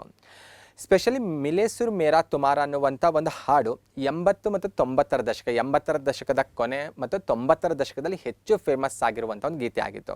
ಸ್ಪೆಷಲಿ ದೂರದರ್ಶನ್ ಯಾರು ನೀವು ಅಬ್ಸರ್ವ್ ಮಾಡ್ತಾ ಇದ್ದೀರಲ್ವ 90ರ ದಶಕದಲ್ಲಿ, 80ರ ದಶಕದ ಕೊನೆಯಲ್ಲಿ ಅವರೆಲ್ಲರೂ ಕೂಡ ಈ ಸಾಂಗನ್ನು ಕೇಳಿರ್ತೀರಿ ನೀವು. ಮಿಲೆ ಸುರ್ ಮೇರೆ ತುಮಾರ ಅನ್ನೋದು ಒಂದು ರೀತಿ ಭಾರತದ ಏನು ವಿವಿಧತೆಯಲ್ಲಿ ಏಕತೆ ಅಥವಾ ವಿವಿಧತೆಯಲ್ಲಿ ಐಕ್ಯತೆ ಅಂತ ನಾವು ಗುರುತಿಸ್ತೇವಲ್ವ, ಅದನ್ನು ಪ್ರತಿನಿಧಿಸುವಂಥ ಒಂದು ಗೀತೆ ಆಗಿತ್ತು. ಈ ಸಾಂಗನ್ನು ಕೇಳಿದ್ರೆ ಭಾರತೀಯರಿಗೆ ಒಂದು ರೋಮಾಂಚನ ಆಗೋದು, ನಾವೆಲ್ಲ ಭಾರತೀಯರು ಅನ್ನುವಂಥ ಒಂದು ಯೂನಿಟಿ ಫ್ರ್ಯಾಟರ್ನಿಟಿ ಫೀಲನ್ನು ಮೂಡಿಸುವಂಥ ಒಂದು ಸಾಂಗ್ ಆಗಿತ್ತು. ಈ ಸಾಂಗ್ ನಾನು ಯಾಕೆ ಇಲ್ಲಿ ನಿಮಗೆ ಹೇಳ್ತಾ ಇದ್ದೀನಿ ಅಂದರೆ, ಈ ಸಾಂಗನ್ನು ಕಂಪೋಸ್ ಮಾಡಿದಂತಹ ಕೀರ್ತಿ ಭೀಮ್ಸೇನ್ ಜೋಶಿ ಅವರಿಗೆ ಸಲ್ಲುತ್ತೆ. ಈ ಸಾಂಗನ್ನು 1988ರ ಆಗಸ್ಟ್ 15 ಅಂದರೆ ಅವತ್ತಿನ ಸ್ವಾತಂತ್ರ್ಯ ದಿನಾಚರಣೆಯ ದಿನದಂದು ಇದನ್ನು ರಿಲೀಸ್ ಮಾಡಲಾಗುತ್ತೆ. ಸಾಕಷ್ಟು ಫೇಮಸ್ ಆದಂತಹ ಸಂಗೀತಗಾರರು ಇದಕ್ಕೆ ಧ್ವನಿಯನ್ನು ಜೋಡಿಸಿರ್ತಾರೆ. ಅದರಲ್ಲಿ ಪಂಡಿತ್ ಭೀಮ್ಸೇನ್ ಜೋಶಿ ಅವರಿದ್ದಾರೆ, ಲತಾ ಮಂಗೇಶ್ಕರ್ ಆಗಿರ್ಬೋದು. ಈ ರೀತಿ ಸಾಕಷ್ಟು ಫೇಮಸ್ ಆಗಿರುವಂತಹ ಸಂಗೀತ ಕ್ಷೇತ್ರದಲ್ಲಿ ಸಾಧನೆ ಮಾಡಿರುವಂತಹ ವ್ಯಕ್ತಿಗಳು ಈ ಗೀತೆಗೆ ಧ್ವನಿಯನ್ನು ಕೊಟ್ಟಿರೋದು ಕೂಡ ನಾವು ವಿಶೇಷವಾಗಿ ಕಾಣ್ತೇವೆ. ಇನ್ನು ಗಂಗೂಬಾಯಿ ಹಾನ್ಗಲ್ ಅವರು ಕೂಡ ಮೂಲತಃ ಕರ್ನಾಟಕದವರು. ಹಾಗಾಗಿ ಇವರು ಕೂಡ ಸಂಗೀತ ಕ್ಷೇತ್ರದಲ್ಲಿ ಸಾಕಷ್ಟು ಸಾಧನೆ ಮಾಡಿದ್ದಾರೆ. ಸ್ಪೆಷಲಿ ಇವರು ಕೂಡ ಹಿಂದೂಸ್ತಾನಿ ಸಂಗೀತದ ಕಿರಾಣ ಘರಾಣ ಶೈಲಿಯಲ್ಲಿ ಬಂದಾಗ ಹೆಚ್ಚು ಫೇಮಸ್ ಆಗಿ ಹೆಚ್ಚು ಸಾಧನೆ ಮಾಡಿರುವಂತಹ ಮಹನೀಯರಾಗಿದ್ದಾರೆ. ಇವರ ಜೊತೆ ಮಲ್ಲಿಕಾರ್ಜುನ್ ಮನ್ಸೂರ್ ಅವರ ಹೆಸರನ್ನು ಕೂಡ ನಾವು ಗುರುತಿಸ್ಬೋದು. ಮಲ್ಲಿಕಾರ್ಜುನ್ ಮನ್ಸೂರ್ ಅವರಿಗೆ ಹಿಂದೂಸ್ತಾನಿ ಸಂಗೀತದ ಭೀಷ್ಮ ಅಂತಲೇ ಕರೆಯಲಾಗುತ್ತೆ. ಮತ್ತು ಕಾಳಿದಾಸ ಸಮ್ಮಾನ ಪ್ರಶಸ್ತಿ ಪಡೆದುಕೊಂಡಂಥ ಪ್ರಥಮ ಕನ್ನಡಿಗರಂತ ಕೂಡ ಇವರನ್ನು ಗುರುತಿಸಲಾಗುತ್ತೆ. ನನ್ನ ರಸಯಾತ್ರೆ ಅನ್ನೋದು ಇವರ ಜೀವನ ಚರಿತ್ರೆ ಆಗಿದೆ. ಇವರ ಬಗ್ಗೆ ಕೂಡ ಮಾಹಿತಿ ಗೊತ್ತಿರಬೇಕು. ಬಸವರಾಜ್ ರಾಜಗುರು ಅವರ ಹೆಸರು ಕೂಡ ಫಸ್ಟ್ ಸ್ಲೈಡಲ್ಲೇ ನಾನು ನಿಮಗೆ ಡಿಸ್ಪ್ಲೇ ಮಾಡಿದೆ. ಅವರು ಕೂಡ ಹಿಂದೂಸ್ತಾನಿ ಸಂಗೀತದಲ್ಲಿ ಸಾಕಷ್ಟು ಸಾಧನೆ ಮಾಡಿರುವಂತಹ ವ್ಯಕ್ತಿ ಆಗಿದ್ದಾರೆ. ಈ ರೀತಿ ಕರ್ನಾಟಕದಲ್ಲಿ ಬಂದಾಗ, ಕನ್ನಡಿಗರಂತ ಬಂದಾಗ ಹಿಂದೂಸ್ತಾನಿ ಸಂಗೀತ ಆಗಿರ್ಬೋದು, ಕರ್ನಾಟಕ ಸಂಗೀತ ಆಗಿರ್ಬೋದು, ಎರಡೂ ಕ್ಷೇತ್ರದಲ್ಲಿ ಸಾಧನೆ ಮಾಡೋರು ಮತ್ತು ಅದಕ್ಕೆ ರಿಲೇಟೆಡ್ ಆಗಿರುವಂತಹ ವ್ಯಕ್ತಿಗಳ ಬಗ್ಗೆ ನಿಮಗೆ ಮಾಹಿತಿ ಗೊತ್ತಿರಬೇಕು. ನಾನು ಅತ್ಯಂತ ಪ್ರಸಿದ್ಧವಾದಂಥ ವ್ಯಕ್ತಿಗಳ ಬಗ್ಗೆ ಮಾತ್ರ ಹೇಳ್ತಾ ಇರೋದು. ಇನ್ನು ಈ ಕ್ಷೇತ್ರಕ್ಕೆ ರಿಲೇಟೆಡ್ ಆಗಿರುವಂಥ ವ್ಯಕ್ತಿಗಳ ಹೆಸರು, ಅವರ ಸಾಧನೆಯನ್ನು ಕೂಡ ನೀವು ಕಲೆಕ್ಟ್ ಮಾಡ್ಕೊಳ್ಬೇಕು. ಇನ್ನು ಇದಕ್ಕೆ ರಿಲೇಟೆಡ್ ಆಗಿ ಸ್ವಲ್ಪ ನಾವು ಕರ್ನಾಟಕ ಬಿಟ್ಟು ಹೊರಗಡೆ ಹೋದಾಗ, ಸ್ಪೆಷಲಿ ಹಿಂದೂಸ್ತಾನಿ ಸಂಗೀತಕ್ಕೆ ರಿಲೇಟೆಡ್ ಆಗಿ ಬಂದಾಗ ಇನ್ನೊಂದು 2-3 ಹೆಸರು ನಾನು ನಿಮಗೆ ಇಲ್ಲಿ ಇಂಟ್ರೊಡ್ಯೂಸ್ ಮಾಡ್ತಾ ಇರೋದು. ಶಹನಾಯಿ ವಾದಕರಂತ ಬಂದಾಗ ಮೊದಲಿಗೆ ನಮಗೆ ನೆನಪಾಗೋದು ಉಸ್ತಾದ್ ಬಿಸ್ಮಿಲ್ಲಾ ಖಾನ್ ಅವರ ಹೆಸರು. ಹಿಂದೂಸ್ತಾನಿ ಸಂಗೀತದ ಶಹನಾಯಿ ವಾದಕರಲ್ಲಿ ಅತ್ಯಂತ ಪ್ರಮುಖವಾದಂತಹ ಮಹನೀಯರಂತ ಇವರನ್ನು ಗುರುತಿಸಲಾಗುತ್ತೆ. ಅಷ್ಟೇ ಅಲ್ಲ, ಕನ್ನಡದ ಅತ್ಯಂತ ಪ್ರಸಿದ್ಧ ಚಲನಚಿತ್ರಗಳಲ್ಲಿ ಒಂದಾಗಿರುವಂಥ ಸನಾದಿ ಅಪ್ಪಣ್ಣ ಅನ್ನುವಂಥ ಏನು ಫಿಲ್ಮ್ ಇದೆ ಅಲ್ವಾ, ಆ ಫಿಲ್ಮಲ್ಲಿ ಡಾಕ್ಟರ್ ರಾಜ್ಕುಮಾರ್ ಅವರು ಅಭಿನಯ ಮಾಡಿರೋದು. ಅಲ್ಲಿ ಆ ಫಿಲ್ಮಿಗೆ ಬೇಕಾಗಿರುವಂಥ ಶಹನಾಯಿ ವಾದನವನ್ನು ನೀಡಿದಂತಹ ಕೀರ್ತಿ ಉಸ್ತಾದ್ ಬಿಸ್ಮಿಲ್ಲಾ ಖಾನ್ ಅವರಿಗೆ ಸಲ್ಲುತ್ತೆ. ಓಕೆ, ಅವರು ಹಿಂದೂಸ್ತಾನಿ ಸಂಗೀತದ ಶಹನಾಯಿ ವಾದಕರು ಅನ್ನೋದು ಗೊತ್ತಿರಬೇಕು. ನಿಮ್ಗೆ ಕೆಲವೊಂದು ಟೈಮ್ ಏನು ಮಾಡ್ತಾರೆ ಅಂದರೆ, ಬಿಸ್ಮಿಲ್ಲಾ ಖಾನ್ ಅವರು ಯಾವುದಕ್ಕೆ ರಿಲೇಟೆಡ್ ಆಗಿದ್ದಾರೆ ಅಂತ ಕೇಳ್ಬೋದು, ಶಹನಾಯಿ ವಾದಕರಾಗಿದ್ದಾರೆ. ಇನ್ನೂ ಸ್ವಲ್ಪ ಡೆಪ್ತ್ ಆಗಿ ಹೋದಾಗ ಹಿಂದೂಸ್ತಾನಿ ಸಂಗೀತದ ಶಹನಾಯಿ ವಾದಕರಂತ ಗುರುತಿಸಲಾಗುತ್ತೆ. ಇನ್ನು ಉಸ್ತಾದ್ ಜಾಕಿರ್ ಹುಸೇನ್ ಅವರ ಹೆಸರು ಎಲ್ಲರೂ ಕೇಳಿರ್ತೀರ, ತಬ್ಲಾ ವಾದಕರು. ಇವರು ಕೂಡ ಹಿಂದೂಸ್ತಾನಿ ಸಂಗೀತದಲ್ಲಿ ಬಂದಾಗ ತಬ್ಲಾ ವಾದಕರಾಗಿದ್ದಾರೆ. ಇವರ ಹೆಸರು ಕೂಡ ನಿಮಗೆ ಗೊತ್ತಿರಬೇಕು. ಇವರ ಜೊತೆ ಇನ್ನೂ ಅನೇಕ ಜನ ಫೇಮಸ್ ಆಗಿರುವಂಥ ವ್ಯಕ್ತಿಗಳಿದ್ದಾರೆ. ಕನ್ನಡಿಗರಾಗಿರ್ಬೋದು, ದೇಶದ ಬೇರೆ ಬೇರೆ ಭಾಗದ ಮಹನೀಯರಿದ್ದಾರೆ. ಅವರ ಹೆಸರು, ಅವರ ಮಾಹಿತಿಯನ್ನು ಕೂಡ ನೀವು ಬೇರೆ ಬೇರೆ ಬುಕ್ಸ್ ಅಥವಾ ಬೇರೆ ಬೇರೆ ಕ್ಷೇತ್ರದಿಂದ ಅಥವಾ ಬೇರೆ ಬೇರೆ ಮೂಲಗಳಿಂದ ಕಲೆಕ್ಟ್ ಮಾಡ್ಕೊಳ್ಬೇಕು. ಇನ್ನು ಕರ್ನಾಟಕ ಶಾಸ್ತ್ರೀಯ ಸಂಗೀತಕ್ಕೆ ಬರೋಣ. ಕರ್ನಾಟಕ ಶಾಸ್ತ್ರೀಯ ಸಂಗೀತ ಅಂದರೆ ಮೊದಲಿಗೆ ನಮಗೆ ನೆನಪಾಗೋದು ಪುರಂದರದಾಸರು. ಯಾಕೆ ಪುರಂದರದಾಸರು ನೆನಪಾಗ್ತಾರೆ ಅಂದರೆ, ಪುರಂದರದಾಸರಿಗೆ ಕರ್ನಾಟಕ ಸಂಗೀತದ ಪಿತಾಮಹ ಅಂತಲೇ ಗುರುತಿಸಲಾಗುತ್ತೆ. ಸಾಕಷ್ಟು ಎಕ್ಸಾಮಲ್ಲಿ ನೇರವಾಗಿ ಕ್ವಶನನ್ನು ಕೇಳಲಾಗುತ್ತೆ. ಕರ್ನಾಟಕ ಸಂಗೀತದ ಪಿತಾಮಹ ಯಾರು ಅಂತ. ಪುರಂದರದಾಸರು ರಚಿಸಿದ ಪಿಳ್ಳಾರಿ ಗೀತೆಗಳು ಕರ್ನಾಟಕ ಸಂಗೀತ ಕಲಿಯೋರಿಗೆ ಆಧಾರವಾಗಿವೆ ಅಂತ ಗುರುತಿಸಲಾಗುತ್ತೆ. ಈ ಮಾಹಿತಿ ಕೂಡ ನಿಮಗೆ ಗೊತ್ತಿರಬೇಕು. ಫಸ್ಟ್ 1 ಪಾಯಿಂಟ್ ಮೇಲೆ ಬಹಳಷ್ಟು ಬಾರಿ ಎಕ್ಸಾಮಲ್ಲಿ ಕ್ವಶನ್ ಕೇಳಿರೋದು ಕಂಡುಬರುತ್ತೆ. ಸ್ಪೆಷಲಿ ವಿಜಯನಗರ ಅರಸರ ಕಾಲದಲ್ಲಿ ಬಂದಾಗ ಪುರಂದರದಾಸರಾಗಿರ್ಬೋದು, ಇವರ ಜೊತೆ ಇನ್ನೂ ಕೆಲ ದಾಸ ಸಾಹಿತ್ಯದಲ್ಲಿ ಅಥವಾ ದಾಸ ಪರಂಪರೆಯಲ್ಲಿ ಗುರುತಿಸಲಾಗುವಂಥ ತ್ಯಾಗರಾಜರಾಗಿರ್ಬೋದು ಮತ್ತು ಮುತ್ತುಸ್ವಾಮಿ ದೀಕ್ಷರಾಗಿರ್ಬೋದು, ಇವರು ಕೂಡ ಕರ್ನಾಟಕ ಶಾಸ್ತ್ರೀಯ ಸಂಗೀತಕ್ಕೆ ತಮ್ಮದೇ ಆದ ಕೊಡುಗೆ ನೀಡಿರೋದನ್ನು ನಾವು ಕಾಣ್ತೇವೆ. ಹಾಗಾಗಿ ನಿಮಗೆ ಪುರಂದರದಾಸರ ಬಗ್ಗೆನೂ ಗೊತ್ತಿರಬೇಕು, ತ್ಯಾಗರಾಜರ ಬಗ್ಗೆ ಕೂಡ ಗೊತ್ತಿರಬೇಕು ಮತ್ತು ಮುತ್ತುಸ್ವಾಮಿ ದೀಕ್ಷಿತಾರವ್ರ ಬಗ್ಗೆ ಕೂಡ ನಿಮಗೆ ಮಾಹಿತಿ ಗೊತ್ತಿರಬೇಕು. ಇವರೆಲ್ಲರೂ ಕೂಡ ಕರ್ನಾಟಕ ಶಾಸ್ತ್ರೀಯ ಸಂಗೀತಕ್ಕೆ ರಿಲೇಟೆಡ್ ಆಗಿರುವಂಥ ಅತ್ಯಂತ ಪ್ರಮುಖ ವ್ಯಕ್ತಿಗಳಾಗಿದ್ದಾರೆ. ಅದರಲ್ಲಿ ಪುರಂದರದಾಸರು ಕರ್ನಾಟಕ ಸಂಗೀತದ ಪಿತಾಮಹ ಅಂತಲೇ ನಾವು ಗುರುತಿಸ್ತೇವೆ, ಆ ರೀತಿ ಅವರನ್ನು ಕರೀತೇವೆ. MS ಸುಬ್ಬಲಕ್ಷ್ಮಿ ಅವರು ಕರ್ನಾಟಕ ಶಾಸ್ತ್ರೀಯ ಸಂಗೀತದಲ್ಲಿ ಬಂದಾಗ ಸಾಕಷ್ಟು ಸಾಧನೆ ಮಾಡಿರುವಂಥ ಅತ್ಯಂತ ಪ್ರಮುಖ ಮಹನೀಯರಂತ ಗುರುತಿಸಲಾಗುತ್ತೆ. ಮೂಲತಃ ತಮಿಳುನಾಡಿದವರು, ಆದರೆ ಕರ್ನಾಟಕ ಶಾಸ್ತ್ರೀಯ ಸಂಗೀತ ಅಂದರೆ ಕರ್ನಾಟಕಕ್ಕಷ್ಟೇ ಲಿಮಿಟ್ ಅಲ್ಲ ಅದು. ಅವತ್ತಿನ ನಾವು ವಿಜಯನಗರ ಸಾಮ್ರಾಜ್ಯದ ಏರಿಯಾವನ್ನು ಬಂದಾಗ ಆ ಸಮಯದಲ್ಲಿ ಈ ಶಾಸ್ತ್ರೀಯ ಸಂಗೀತವನ್ನು ಗುರುತಿಸ್ತೇವೆ, ಅಥವಾ ಆ ಸಮಯದಲ್ಲಿ ಇದು ಡೆವಲಪ್ ಆಗಿರೋದ್ರಿಂದ ಅವತ್ತಿನ ಏನು ಕನ್ನಡ ಸಾಮ್ರಾಜ್ಯದ ಏರಿಯಾ ಅಂತ ಗುರುತಿಸೋದು ಆ್ಯಕ್ಚುಲಿ. ಹಾಗಾಗಿ MS ಸುಬ್ಬಲಕ್ಷ್ಮಿ ಅವರು ಮೂಲತಃ ತಮಿಳುನಾಡಿದವರು, ಆದರೆ ಕರ್ನಾಟಕ ಶಾಸ್ತ್ರೀಯ ಸಂಗೀತದಲ್ಲಿ ಸಾಕಷ್ಟು ಹೆಸರನ್ನು ಮಾಡಿದ್ದಾರೆ. ಭಾರತ ರತ್ನ ಪ್ರಶಸ್ತಿ ಕೂಡ ಪಡೆದುಕೊಂಡಿದ್ದಾರೆ, ಮತ್ತು ಭಾರತ ರತ್ನ ಪ್ರಶಸ್ತಿಯನ್ನು ಪಡೆದುಕೊಂಡಂಥ ಸಂಗೀತ ಕ್ಷೇತ್ರದ ಮೊದಲ ವ್ಯಕ್ತಿ ಅಂತ ಕೂಡ ಇವರನ್ನು ಗುರುತಿಸಲಾಗುತ್ತೆ. ಹಾಗಾಗಿ MS ಸುಬ್ಬಲಕ್ಷ್ಮಿ ಬಗ್ಗೆ ಕೂಡ ನಿಮಗೆ ಗೊತ್ತಿರಬೇಕು. ವೀಣೆ ಶೇಷಣ್ಣ ಅವ್ರ ಹೆಸರು ಕೇಳಿರ್ತೀರ. ಮೈಸೂರು ಒಡೆಯರ ಕಾಲದಲ್ಲಿ ಇದ್ದಂಥ ಅತ್ಯಂತ ಪ್ರಮುಖ ವ್ಯಕ್ತಿ ಅಂತ ಇವರನ್ನು ಗುರುತಿಸಲಾಗುತ್ತೆ. ವೀಣೆ ಶೇಷಣ್ಣ ವೀಣಾ ವಾದಕರಾಗಿದ್ದರೆ ಅವ್ರ ಹೆಸರಿನಲ್ಲೇ ಗುರುತಿಸಲಾಗುತ್ತೆ, ವೀಣೆ ಶೇಷಣ್ಣ ಅಂತ ಇವರನ್ನು ಗುರುತಿಸಲಾಗುತ್ತೆ. ಕರ್ನಾಟಕ ಶಾಸ್ತ್ರೀಯ ಸಂಗೀತಕ್ಕೆ ರಿಲೇಟೆಡ್ ಆಗಿ ಬಂದಾಗ ವೀಣೆ ಅತ್ಯಂತ ಪ್ರಮುಖವಾದಂಥ ಒಂದು ಸಂಗೀತ ಉಪಕರಣ ಆಗಿದೆ. ಆ ವೀಣಾ ವಾದಕರಲ್ಲಿ ಇವರ ಹೆಸರನ್ನು ಕೂಡ ನೀವು ನೆನ್ಪಿಟ್ಕೊಳ್ಬೇಕು. ಇವರ ಜೊತೆ ಇನ್ನೊಬ್ಬರನ್ನು ಕೂಡ ನೀವು ನೆನ್ಪಿಟ್ಕೊಳ್ಬೇಕು, ವೀಣೆ ಸುಬ್ಬಣ್ಣ ಅಂತ. ವೀಣೆ ಶೇಷಣ್ಣ ಮತ್ತು ವೀಣೆ ಸುಬ್ಬಣ್ಣ ಇಬ್ಬರನ್ನು ಕೂಡ ನೀವು ಈ ಭಾವಚಿತ್ರದಲ್ಲಿ ನೋಡ್ಬೋದಾಗಿದೆ. ಇವರೆಲ್ಲರೂ ಕೂಡ ಕರ್ನಾಟಕ ಶಾಸ್ತ್ರೀಯ ಸಂಗೀತಕ್ಕೆ ರಿಲೇಟೆಡ್ ಆಗಿರುವಂಥ ಉಪಕರಣಗಳನ್ನು ನುಡಿಸುವಂಥ ಅತ್ಯಂತ ಪ್ರಸಿದ್ಧ ವ್ಯಕ್ತಿಗಳಾಗಿದ್ದಾರೆ. ನೆಕ್ಸ್ಟ್ ಬರೋಣ, ಸಹಕಾರಿ ಕ್ಷೇತ್ರಕ್ಕೆ ರಿಲೇಟೆಡ್ ಆಗಿ ಕರ್ನಾಟಕ ಹೆಮ್ಮೆ ಪಡುವಂತಹ ಮಾಹಿತಿ ನಿಮಗೆ ಗೊತ್ತಿದೆ, ಅದನ್ನು ಒಂದ್ಸರಿ ರೀಕಾಲ್ ಮಾಡ್ಕೊಳ್ಳೋಣ. ಸಹಕಾರಿ ಸಂಘದ ತೊಟ್ಟಿಲು ಅಂತಲೇ ಕರೆಯಲಾಗುತ್ತೆ ಕಣಗಿನ ಹಾಳವನ್ನು. ಇಡೀ ಭಾರತದ ಸಹಕಾರಿ ಸಂಘದ ತೊಟ್ಟಿಲು ಅಂತ ಗುರುತಿಸಿಕೊಳ್ಳುವಂಥ ಒಂದು ಪ್ಲೇಸ್ ಆಗಿದೆ. ಅಷ್ಟೇ ಅಲ್ಲ, ಏಷ್ಯಾ ಖಂಡದಲ್ಲಿ ಕೂಡ ಇದನ್ನು ಗುರುತಿಸಲಾಗಿದೆ. ಏಷ್ಯಾ ಖಂಡದ ಮೊಟ್ಟ ಮೊದಲ ಸಹಕಾರಿ ಚಳವಳಿ ಆರಂಭ ಆಗಿದ್ದು ನಮ್ಮ ಕಣಗಿನ ಹಾಳದಲ್ಲಿ. ಕಣಗಿನ ಹಾಳ ಇರೋದು ಇವತ್ತಿನ ಗದಗ ಜಿಲ್ಲೆಯಲ್ಲಿರುವಂಥ ಒಂದು ಪ್ಲೇಸು. ಅಲ್ಲಿ ಮೊದಲ ಸಹಕಾರಿ ಚಳವಳಿ ಆರಂಭ ಆಗುತ್ತೆ. ಈ ಸಹಕಾರಿ ಚಳವಳಿಯ ನೇತೃತ್ವವನ್ನು ವಹಿಸಿಕೊಂಡಿರುವಂಥ ಕೀರ್ತಿ ಶ್ರೀ ಸಿದ್ದಣ್ಣಗೌಡ ಸಣ್ಣರಾಮನಗೌಡ ಪಾಟೀಲ್ ಅವರಿಗೆ ಸಲ್ಲುತ್ತೆ. ಹಾಗಾಗಿ ನಿಮಗೆ ಸಹಕಾರಿ ಸಂಘದ ತೊಟ್ಟಿಲು ಅಂತ ಗುರುತಿಸಲಾಗುವಂಥ ಸ್ಥಳ ಯಾವುದಂತ ಕೇಳ್ಬೋದು, ಅಥವಾ ಏಷ್ಯಾ ಖಂಡದ ಮೊಟ್ಟ ಮೊದಲ ಸಹಕಾರಿ ಚಳವಳಿ ಆರಂಭವಾಗಿದ್ದು ಯಾವ ಪ್ಲೇಸಲ್ಲಿ ಅಂತ ಕೇಳ್ಬೋದು, ಇವತ್ತದು ಯಾವ ಜಿಲ್ಲೆಯಲ್ಲಿದೆ ಅಂತ ಕೇಳ್ಬೋದು ನಿಮಗೆ, ಮತ್ತು ಅವತ್ತಿನ ಆ ಸಹಕಾರ ಚಳವಳಿಯ ನೇತೃತ್ವವನ್ನು ವಹಿಸಿಕೊಂಡವರು ಯಾರಂತ ಕೇಳ್ಬೋದು. ಈ ಎಲ್ಲ ಮಾಹಿತಿ ಕೂಡ ನಮಗೆ ಗೊತ್ತಿರಬೇಕು. ಇದು ಕೂಡ ಕನ್ನಡಿಗರು ಹೆಮ್ಮೆ ಪಡುವಂಥ ಒಂದು ವಿಚಾರವಾಗಿದೆ. ನೆಕ್ಸ್ಟ್ ಒಂದು 2023ರ ಗಣರಾಜ್ಯೋತ್ಸವ ಪೆರೇಡ್ನಲ್ಲಿ ಕರ್ನಾಟಕದಿಂದ ಪ್ರದರ್ಶನಗೊಂಡಿರುವಂಥ ಟ್ಯಾಬ್ಲೋ ಬಗ್ಗೆ ಕೂಡ ನಿಮಗೆ ಮಾಹಿತಿ ಗೊತ್ತಿರಬೇಕು. ನಾರಿ ಶಕ್ತಿ ಅನ್ನುವಂಥ ಥೀಮಲ್ಲಿ ಸಿದ್ಧಪಡಿಸಿರುವಂಥ ಈ ಟ್ಯಾಬ್ಲೋದಲ್ಲಿ ಕರ್ನಾಟಕದ ಅತ್ಯಂತ ಪ್ರಸಿದ್ಧರಾಗಿರುವಂಥ 3 ಮಹಿಳೆಯರ ಸ್ಟ್ಯಾಚ್ಯೂವನ್ನು ಕೂಡ ನಾವು ಕಾಣ್ಬೋದಾಗಿದೆ. ಸ್ಪೆಷಲಿ 3 ಮಹಿಳೆಯರು ಅತ್ಯಂತ ವಿಶೇಷವಾದಂತಹ ಒಂದು ಅಂಶ ಏನಂದರೆ, ಅತ್ಯಂತ ಸಾಮಾನ್ಯ ಮಹಿಳೆಯರಾಗಿದ್ಕೊಂಡು ಅತ್ಯಂತ ವಿಶೇಷವಾದಂಥ ಸಾಧನೆ ಮಾಡಿದ್ದಾರೆ. ಹಾಗಾಗಿ ಇವ್ರ 3 ಬಗ್ಗೆ ಕೂಡ ನಿಮಗೆ ಆಲ್ರೆಡಿ ಗೊತ್ತಿರುತ್ತೆ, ಒನ್ ಟೈಮ್ ರೀಕಾಲ್ ಮಾಡ್ಕೊಂಡಿರಬೇಕು. ಇಲ್ಲಿ ಸುಲಗಿತ್ತಿ ನರಸಮ್ಮ ಅವರ ಒಂದು ಸ್ಟ್ಯಾಚ್ಯೂವನ್ನು ನೋಡ್ಬೋದು ನಾವಲ್ಲಿ, ತುಳಸಿ ಗೌಡ ಮತ್ತು ಸಾಲುಮರದ ತಿಮ್ಮಕ್ಕನವರ ಸ್ಟ್ಯಾಚ್ಯೂವನ್ನು ಕೂಡ ನಾವು ನೋಡ್ಬೋದಾಗಿದೆ. ನೆಕ್ಸ್ಟ್, ಯಕ್ಷಗಾನ ಕ್ಷೇತ್ರಕ್ಕೆ ರಿಲೇಟೆಡ್ ಆಗಿ ಫೇಮಸ್ ಆಗಿರುವಂಥ ಕೆಲ ಪ್ರಸಿದ್ಧ ವ್ಯಕ್ತಿಗಳ ಬಗ್ಗೆ ಕೂಡ ನಿಮಗೆ ಗೊತ್ತಿರಬೇಕು. ಎಕ್ಸಾಮಲ್ಲಿ ನಿಮಗೆ ನೇರವಾಗಿ ಕ್ವಶನ್ ಕೇಳ್ತಾರೆ, ಕೆರೆಮನೆ ಶಂಭು ಹೆಗ್ಡೆ ಅವರು ಯಾವ ಕ್ಷೇತ್ರಕ್ಕೆ ರಿಲೇಟೆಡ್ ಆಗಿದ್ದಾರೆ ಅಂತ ಕೇಳ್ಬೋದು. ಹಾಗಾಗಿ ಆ ಆ್ಯಂಗಲಲ್ಲಿ ನಿಮಗೆ ಗೊತ್ತಿರಬೇಕು, ಇವರು ಯಕ್ಷಗಾನ ಲೋಕದ ಮಹಾನ್ ವಿದ್ವಾಂಸರಂತ ಗುರುತಿಸಲಾಗುತ್ತೆ.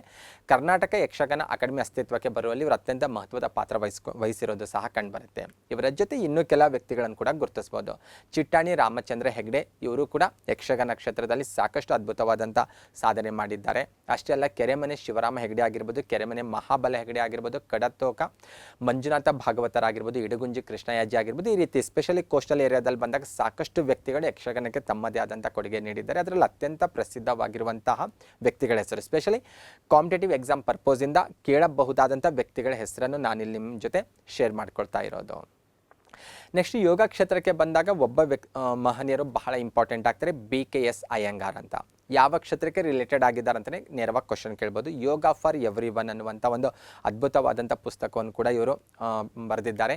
ಈ ಪುಸ್ತಕದ ಜೊತೆ ಲೈಟ್ ಆನ್ ಯೋಗ ಅಥವಾ ಯೋಗ ದೀಪಿಕಾ ಅನ್ನುವಂಥ ಪುಸ್ತಕವನ್ನು ಕೂಡ ಇವರು ಬರೆದಿರೋದು ಕಂಡುಬರುತ್ತೆ. ಯೋಗ ಕ್ಷೇತ್ರದಲ್ಲಿ ಅದ್ಭುತವಾದ ಸಾಧನೆ ಮಾಡಿರುವಂಥ ಮಹಾನ್ ವ್ಯಕ್ತಿಗಳಲ್ಲಿ ಇವರನ್ನು ನಾವು ಮೊದಲ ಸ್ಥಾನದಲ್ಲಿ ಗುರುತಿಸ್ತೇವೆ. ಇವರಿಗೆ ರಿಲೇಟೆಡ್ ಆಗಿ ಕೂಡ ನಿಮಗೆ ಮಾಹಿತಿ ಗೊತ್ತಿರಬೇಕು. ನೆಕ್ಸ್ಟ್ ಒಂದು, ಮಾಲ್ಗುಡಿ ಡೇಸ್ಗೆ ರಿಲೇಟೆಡ್ ಆಗಿ ಕ್ವಶನ್ಸ್ಗಳು ಮೇಲಿನ ಮೇಲೆ ಬರ್ತಾ ಇರುತ್ತೆ. ಮಾಲ್ಗುಡಿ ಡೇಸ್ ಇದು ಯಾರು ಬರೆದಿರುವಂತಹ ಒಂದು ಕೃತಿ ಅಂತ ಕೂಡ ಕೇಳ್ಬೋದು, ಅಥವಾ ಅದು ಸೀರಿಯಲ್ ಆಗಿ ಕೂಡ ಅದು ಕನ್ವರ್ಟ್ ಆಗುತ್ತೆ, ಸೀರಿಯಲ್ ಆಗಿ ಕೂಡ ಅದು ಪ್ರದರ್ಶನ ಕಾಣುತ್ತೆ ದೂರದರ್ಶನದಲ್ಲಿ. ಆ ಆ್ಯಂಗಲಲ್ಲಿ ಕೂಡ ಕ್ವಶನ್ ಕೇಳ್ಬೋದು. ಮಾಲ್ಗುಡಿ ಡೇಸ್ RK ನಾರಾಯಣ್ ಅವರ ಒಂದು ಅತ್ಯಂತ ಪ್ರಸಿದ್ಧವಾದಂಥ ಒಂದು ಕೃತಿಯಾಗಿದೆ. ಇದನ್ನು ಧಾರಾವಾಹಿ ರೂಪದಲ್ಲಿ ಕೂಡ ಇದನ್ನು ಪ್ರಸಾರಗೊಳಿಸಲಾಗುತ್ತೆ. ಇದನ್ನು ಚಿತ್ರೀಕರಣ ಕೂಡ ಮಾಡಲಾಗುತ್ತೆ. ಚಿತ್ರೀಕರಣ ಆದಂಥ ಅತ್ಯಂತ ಪ್ರಮುಖ ಸ್ಥಳ ಅಂದರೆ ನಮ್ಮ ಕರ್ನಾಟಕದ ಶಿವಮೊಗ್ಗ ಜಿಲ್ಲೆಯ ಆಗುಂಬೆಯ ಸುತ್ತಮುತ್ತಲಿನ ಸ್ಥಳಗಳಲ್ಲಿ ಈ ಮಾಲ್ಗುಡಿ ಡೇಸ್ ಅನ್ನುವಂಥ ಧಾರಾವಾಹಿಯ ಚಿತ್ರೀಕರಣ ಆಗುತ್ತೆ. ಸ್ಪೆಷಲಿ 1980ರ ದಶಕದಲ್ಲಿ ಕೇವಲ ಕರ್ನಾಟಕದಲ್ಲ, ಇಡೀ ಭಾರತದಲ್ಲಿ ಹೆಚ್ಚು ಸುದ್ದಿಯಾದಂಥ ಮನೆ ಮಾತಾದಂಥ ಒಂದು ಧಾರಾವಾಹಿಯಾಗಿದೆ ಇದು. ಅಂದರೆ ಈ ಧಾರಾವಾಹಿಯಲ್ಲಿ ಅತ್ಯಂತ ಪ್ರಸಿದ್ಧ ವ್ಯಕ್ತಿಗಳೆಲ್ಲ ಆ್ಯಕ್ಟಿಂಗ್ ಮಾಡಿದ್ದಾರೆ ಇದರಲ್ಲಿ. ಗಿರೀಶ್ ಕಾರ್ನಾಡ್ ಅವರಾಗಿರ್ಬೋದು, ಶಂಕರ್ ನಾಗ್ ಆಗಿರ್ಬೋದು, ಅನಂತ್ ನಾಗ್ ಆಗಿರ್ಬೋದು, ಸಾಕಷ್ಟು ಅತ್ಯಂತ ಪ್ರಸಿದ್ಧ ವ್ಯಕ್ತಿಗಳು ಈ ಧಾರಾವಾಹಿಯಲ್ಲಿ ಆ್ಯಕ್ಟಿಂಗ್ ಮಾಡಿದ್ದಾರೆ. ಈ ಧಾರಾವಾಹಿಯನ್ನು ನಿರ್ದೇಶನ ಮಾಡಿದಂಥ ಕೀರ್ತಿ ಶಂಕರ್ ನಾಗ್ ಅವರಿಗೆ ಸಲ್ಲುತ್ತೆ. ಹಾಗಾಗಿ ನಿಮಗೆ ಮಾಲ್ಗುಡಿ ಡೇಸ್ ಯಾರ ಕೃತಿ ಅಂತ ಕೇಳ್ಬೋದು, ಮಾಲ್ಗುಡಿ ಡೇಸ್ ಧಾರಾವಾಹಿಯನ್ನು ನಿರ್ದೇಶನ ಮಾಡಿದವರು ಯಾರಂತ ಕೇಳ್ಬೋದು, ಅಥವಾ ಇದು ಯಾವ ಏರಿಯಾದಲ್ಲಿ ಇದು ಚಿತ್ರೀಕರಣ ಆಯಿತು ಅಂತ ಕೂಡ ಕೇಳ್ಬೋದು. ಇವತ್ತಿಗೆ ಕೂಡ ನೀವು ಯೂಟ್ಯೂಬಲ್ಲಿ ಸರ್ಚ್ ಮಾಡಿದ್ರೆ ಸಿಗುತ್ತೆ. ಮಾಲ್ಗುಡಿ ಡೇಸ್ ಅಂದರೆ ನಿಮ್ಗೆ ಸೀರಿಯಲ್ನ ಸಾಕಷ್ಟು ಎಪಿಸೋಡ್ಗಳು ನಿಮಗೆ ಯೂಟ್ಯೂಬಲ್ಲಿ ಸಿಗ್ತವೆ, ನೀವು ನೋಡ್ಬೋದು. ಬಹಳಷ್ಟು ಅದ್ಭುತವಾದಂಥ ಒಂದು ಧಾರಾವಾಹಿ, ಆ ಕಾಲದಲ್ಲಿ ಇಡೀ ಭಾರತದಲ್ಲಿ ಸುದ್ದಿ ಮಾಡಿದಂಥ ಧಾರಾವಾಹಿ ಅಂತದನ್ನು ಗುರುತಿಸಲಾಗುತ್ತೆ. ಮಾಲ್ಗುಡಿ ಡೇಸ್ಗೆ ರಿಲೇಟೆಡ್ ಆಗಿ ಬಂದಾಗ ಆಲ್ರೆಡಿ ನಾನು ಹೇಳಿದೆ, ಆಗುಂಬೆ ಮತ್ತು ಅದರ ಸುತ್ತಮುತ್ತಲಿನ ಏರಿಯಾದಲ್ಲಿ ಇದು ಶೂಟಿಂಗ್ ಆಗಿರೋದಂತ. ಸ್ಪೆಷಲಿ ಆ ಧಾರಾವಾಹಿಯಲ್ಲಿ ಬಂದಾಗ ಮಾಲ್ಗುಡಿ ರೈಲ್ವೆ ಸ್ಟೇಷನ್ ಅಂತ ಗುರುತಿಸಲಾಗುತ್ತೆ. ಆ ಧಾರಾವಾಹಿಯಲ್ಲಿ ಬಂದಾಗ, ಚಿತ್ರೀಕರಣದಲ್ಲಿ ಬಂದಾಗ ಅದು ಬೇಸಿಕ್ಲಿ ಅರಸಾಳು ರೈಲ್ವೆ ನಿಲ್ದಾಣ ಆಗಿರುತ್ತೆ. ಇವತ್ತಿನ ಅರಸಾಳು ಅನ್ನುವಂಥ ಪ್ಲೇಸಲ್ಲಿರುವಂಥ ರೈಲ್ವೆ ನಿಲ್ದಾಣವನ್ನು ಮಾಲ್ಗುಡಿ ಡೇಸ್ ಧಾರಾವಾಹಿಯಲ್ಲಿ ಬಂದಾಗ ಅದು ಮಾಲ್ಗುಡಿ ರೈಲ್ವೆ ಸ್ಟೇಷನ್ ಅಂತ ಗುರುತಿಸಲಾಗುತ್ತೆ. ಆ ರೀತಿಯಲ್ಲಿ ಚಿತ್ರೀಕರಣವನ್ನು ಮಾಡಿಕೊಂಡಿರೋದು. ಈ ಅರಸಾಳು ರೈಲ್ವೆ ನಿಲ್ದಾಣದಲ್ಲಿ ಮಾಲ್ಗುಡಿ ಡೇಸ್ ಮ್ಯೂಸಿಯಂ ಅನ್ನುವಂತಹ ಒಂದು ಏನಂತ ವಸ್ತು ಸಂಗ್ರಹಾಲಯವನ್ನು ಕೂಡ ಆರಂಭಿಸಲಾಗಿದೆ. ಇದ್ರ ಬಗ್ಗೆ ಕೂಡ ನಿಮಗೆ ಮಾಹಿತಿ ಗೊತ್ತಿರಬೇಕು. ಇದಕ್ಕೆ ರಿಲೇಟೆಡ್ ಆಗಿ ಇಮೇಜ್ ಕೂಡ ನೀವು ಇಲ್ಲಿ ನೋಡಬಹುದಾಗಿದೆ. ಇನ್ನು ಲಾಲ್ಬಾಗ್ ಫಲಪುಷ್ಪ ಪ್ರದರ್ಶನದ ಬಗ್ಗೆ ಕೂಡ ಗೊತ್ತಿರಬೇಕು. ಯಾಕಂದರೆ ಇದು ಪ್ರತಿ ವರ್ಷ ನಡೀತಾ ಇರುತ್ತೆ, ಇದು ಕಾಮನ್ ಆಗಿ ಬಂದಾಗ. ಆದರೆ ಕರೆಂಟ್ ಅಫೇರ್ಸಲ್ಲಿ ಬಂದಾಗ, ಇತ್ತೀಚಿನ ಎಕ್ಸಾಮಲ್ಲಿ ಬಂದಾಗ ನಿಮಗೆ ಏನು ಮಾಡ್ಬೋದು, ಪ್ರೀವಿಯಸ್ ವರ್ಷದ ಲಾಲ್ಬಾಗ್ನಲ್ಲಿ ನಡೆಯುವಂಥ ಫಲಪುಷ್ಪ ಪ್ರದರ್ಶನದ ಥೀಮ್ ಏನಾಗಿತ್ತು ಅಂತ ಕೇಳುವಂಥ ಪಾಸಿಬಿಲಿಟಿ ಕೂಡ ಇರುತ್ತೆ. ಹಾಗಾಗಿ ಈ ವರ್ಷದ ಆಗಸ್ಟ್ ತಿಂಗಳಲ್ಲಿ ನಡೀತಾ ಇದೆ ಫಲಪುಷ್ಪ ಪ್ರದರ್ಶನ, ಸ್ವಾತಂತ್ರ್ಯೋತ್ಸವ ನಿಮಿತ್ತವಾಗಿ ಬಂದಾಗ. ಈ ವರ್ಷ ನಡೀತಾ ಇರುವಂಥ ಸ್ವಾತಂತ್ರ್ಯ ದಿನಾಚರಣೆ ಫಲಪುಷ್ಪ ಪ್ರದರ್ಶನದ ಮೇನ್ ಥೀಮ್ ಏನಾಗಿದೆ, ಬೆಂಗಳೂರಿನ ಲಾಲ್ಬಾಗ್ನಲ್ಲಿ ನಡೀತಾ ಇರುವಂತಹ ಈ ಫಲಪುಷ್ಪ ಪ್ರದರ್ಶನದ ಮೇನ್ ಥೀಮ್ ನೋಡೋದಾದರೆ, ನಾಡಿನ ಶಕ್ತಿ ಕೇಂದ್ರವಾಗಿರುವಂಥ ವಿಧಾನಸೌಧದ ನಿರ್ಮಾತೃ ಆಗಿರುವಂಥ ಶ್ರೀ ಕೆಂಗಲ್ ಹನುಮಂತಯ್ಯನವರ ಸ್ಮರಣಾರ್ಥವಾಗಿ ಅವರ ವಿಚಾರಗಳಂತ, ಅವರ ವಿಧಾನಸೌಧ ಕಟ್ಟಡ ಆಗಿರ್ಬೋದು, ಅವರ ಜೀವನ ಚರಿತ್ರೆಗೆ ರಿಲೇಟೆಡ್ ಆಗಿರುವಂಥ ಥೀಮನ್ನು ಬೇಸಾಗಿಟ್ಕೊಂಡು ಈ ಬಾರಿಯ ಫ್ಲವರ್ ಶೋ ನಡೀತಾ ಇದೆ. ಈ ಮಾಹಿತಿ ಕೂಡ ನಿಮಗೆ ಗೊತ್ತಿರಬೇಕು. ಓಕೆ, ಅದರ ಜೊತೆ ಜನಪದ ಲೋಕಕ್ಕೆ ರಿಲೇಟೆಡ್ ಆಗಿ ಕೂಡ ಒಂದು ಸ್ವಲ್ಪ ಮಾಹಿತಿ ಇರಬೇಕು. ಜನಪದ ಲೋಕ ಎಲ್ಲಿದೆ ಅಂತ ಕೇಳ್ತಾರೆ, ಅಥವಾ ಇದು ಯಾರ ಕಾನ್ಸೆಪ್ಟ್ ಅಂತ ಕೇಳ್ಬೋದು ನಿಮಗೆ. ಜನಪದ ಲೋಕ ರಾಮನಗರ್ನಲ್ಲಿರೋದು ಕಂಡುಬರುತ್ತೆ. ರಾಮನಗರ ಜಿಲ್ಲೆ ಹೆಸರು ಅಲ್ಲಾದರೂ ಕೊಡ್ಬೋದು, ಅಥವಾ ಪ್ಲೇಸ್ ಹೆಸರು ಮೇಲೆ ಆದರೂ ಕೊಡ್ಬೋದು. ಇದು ರಾಮನಗರದಲ್ಲಿರೋದು ಕಂಡುಬರುತ್ತೆ. ಕನ್ನಡದ ಖ್ಯಾತ ಸಾಹಿತಿ ಮತ್ತು ಜನಪದ ಬ್ರಹ್ಮ HL ನಾಗೇಗೌಡರ ಕನಸಿನ ಕೂಸು ಅಂತ ಕೂಡ ಇದನ್ನು ಗುರುತಿಸಲಾಗುತ್ತೆ. ಓಕೆ, ಇದಿಷ್ಟು ಕರ್ನಾಟಕದ ಸಾಮಾನ್ಯ ಜ್ಞಾನಕ್ಕೆ ರಿಲೇಟೆಡ್ ಆಗಿರುವಂಥ ಕೆಲವೊಂದು ಇನ್ಫಾರ್ಮೇಷನ್ ಆಗಿತ್ತು. ಮತ್ತೆ ಮುಂದಿನ ವಿಡಿಯೋದಲ್ಲಿ ಭೇಟಿ ಆಗೋಣ. ನಮಸ್ಕಾರಗಳು.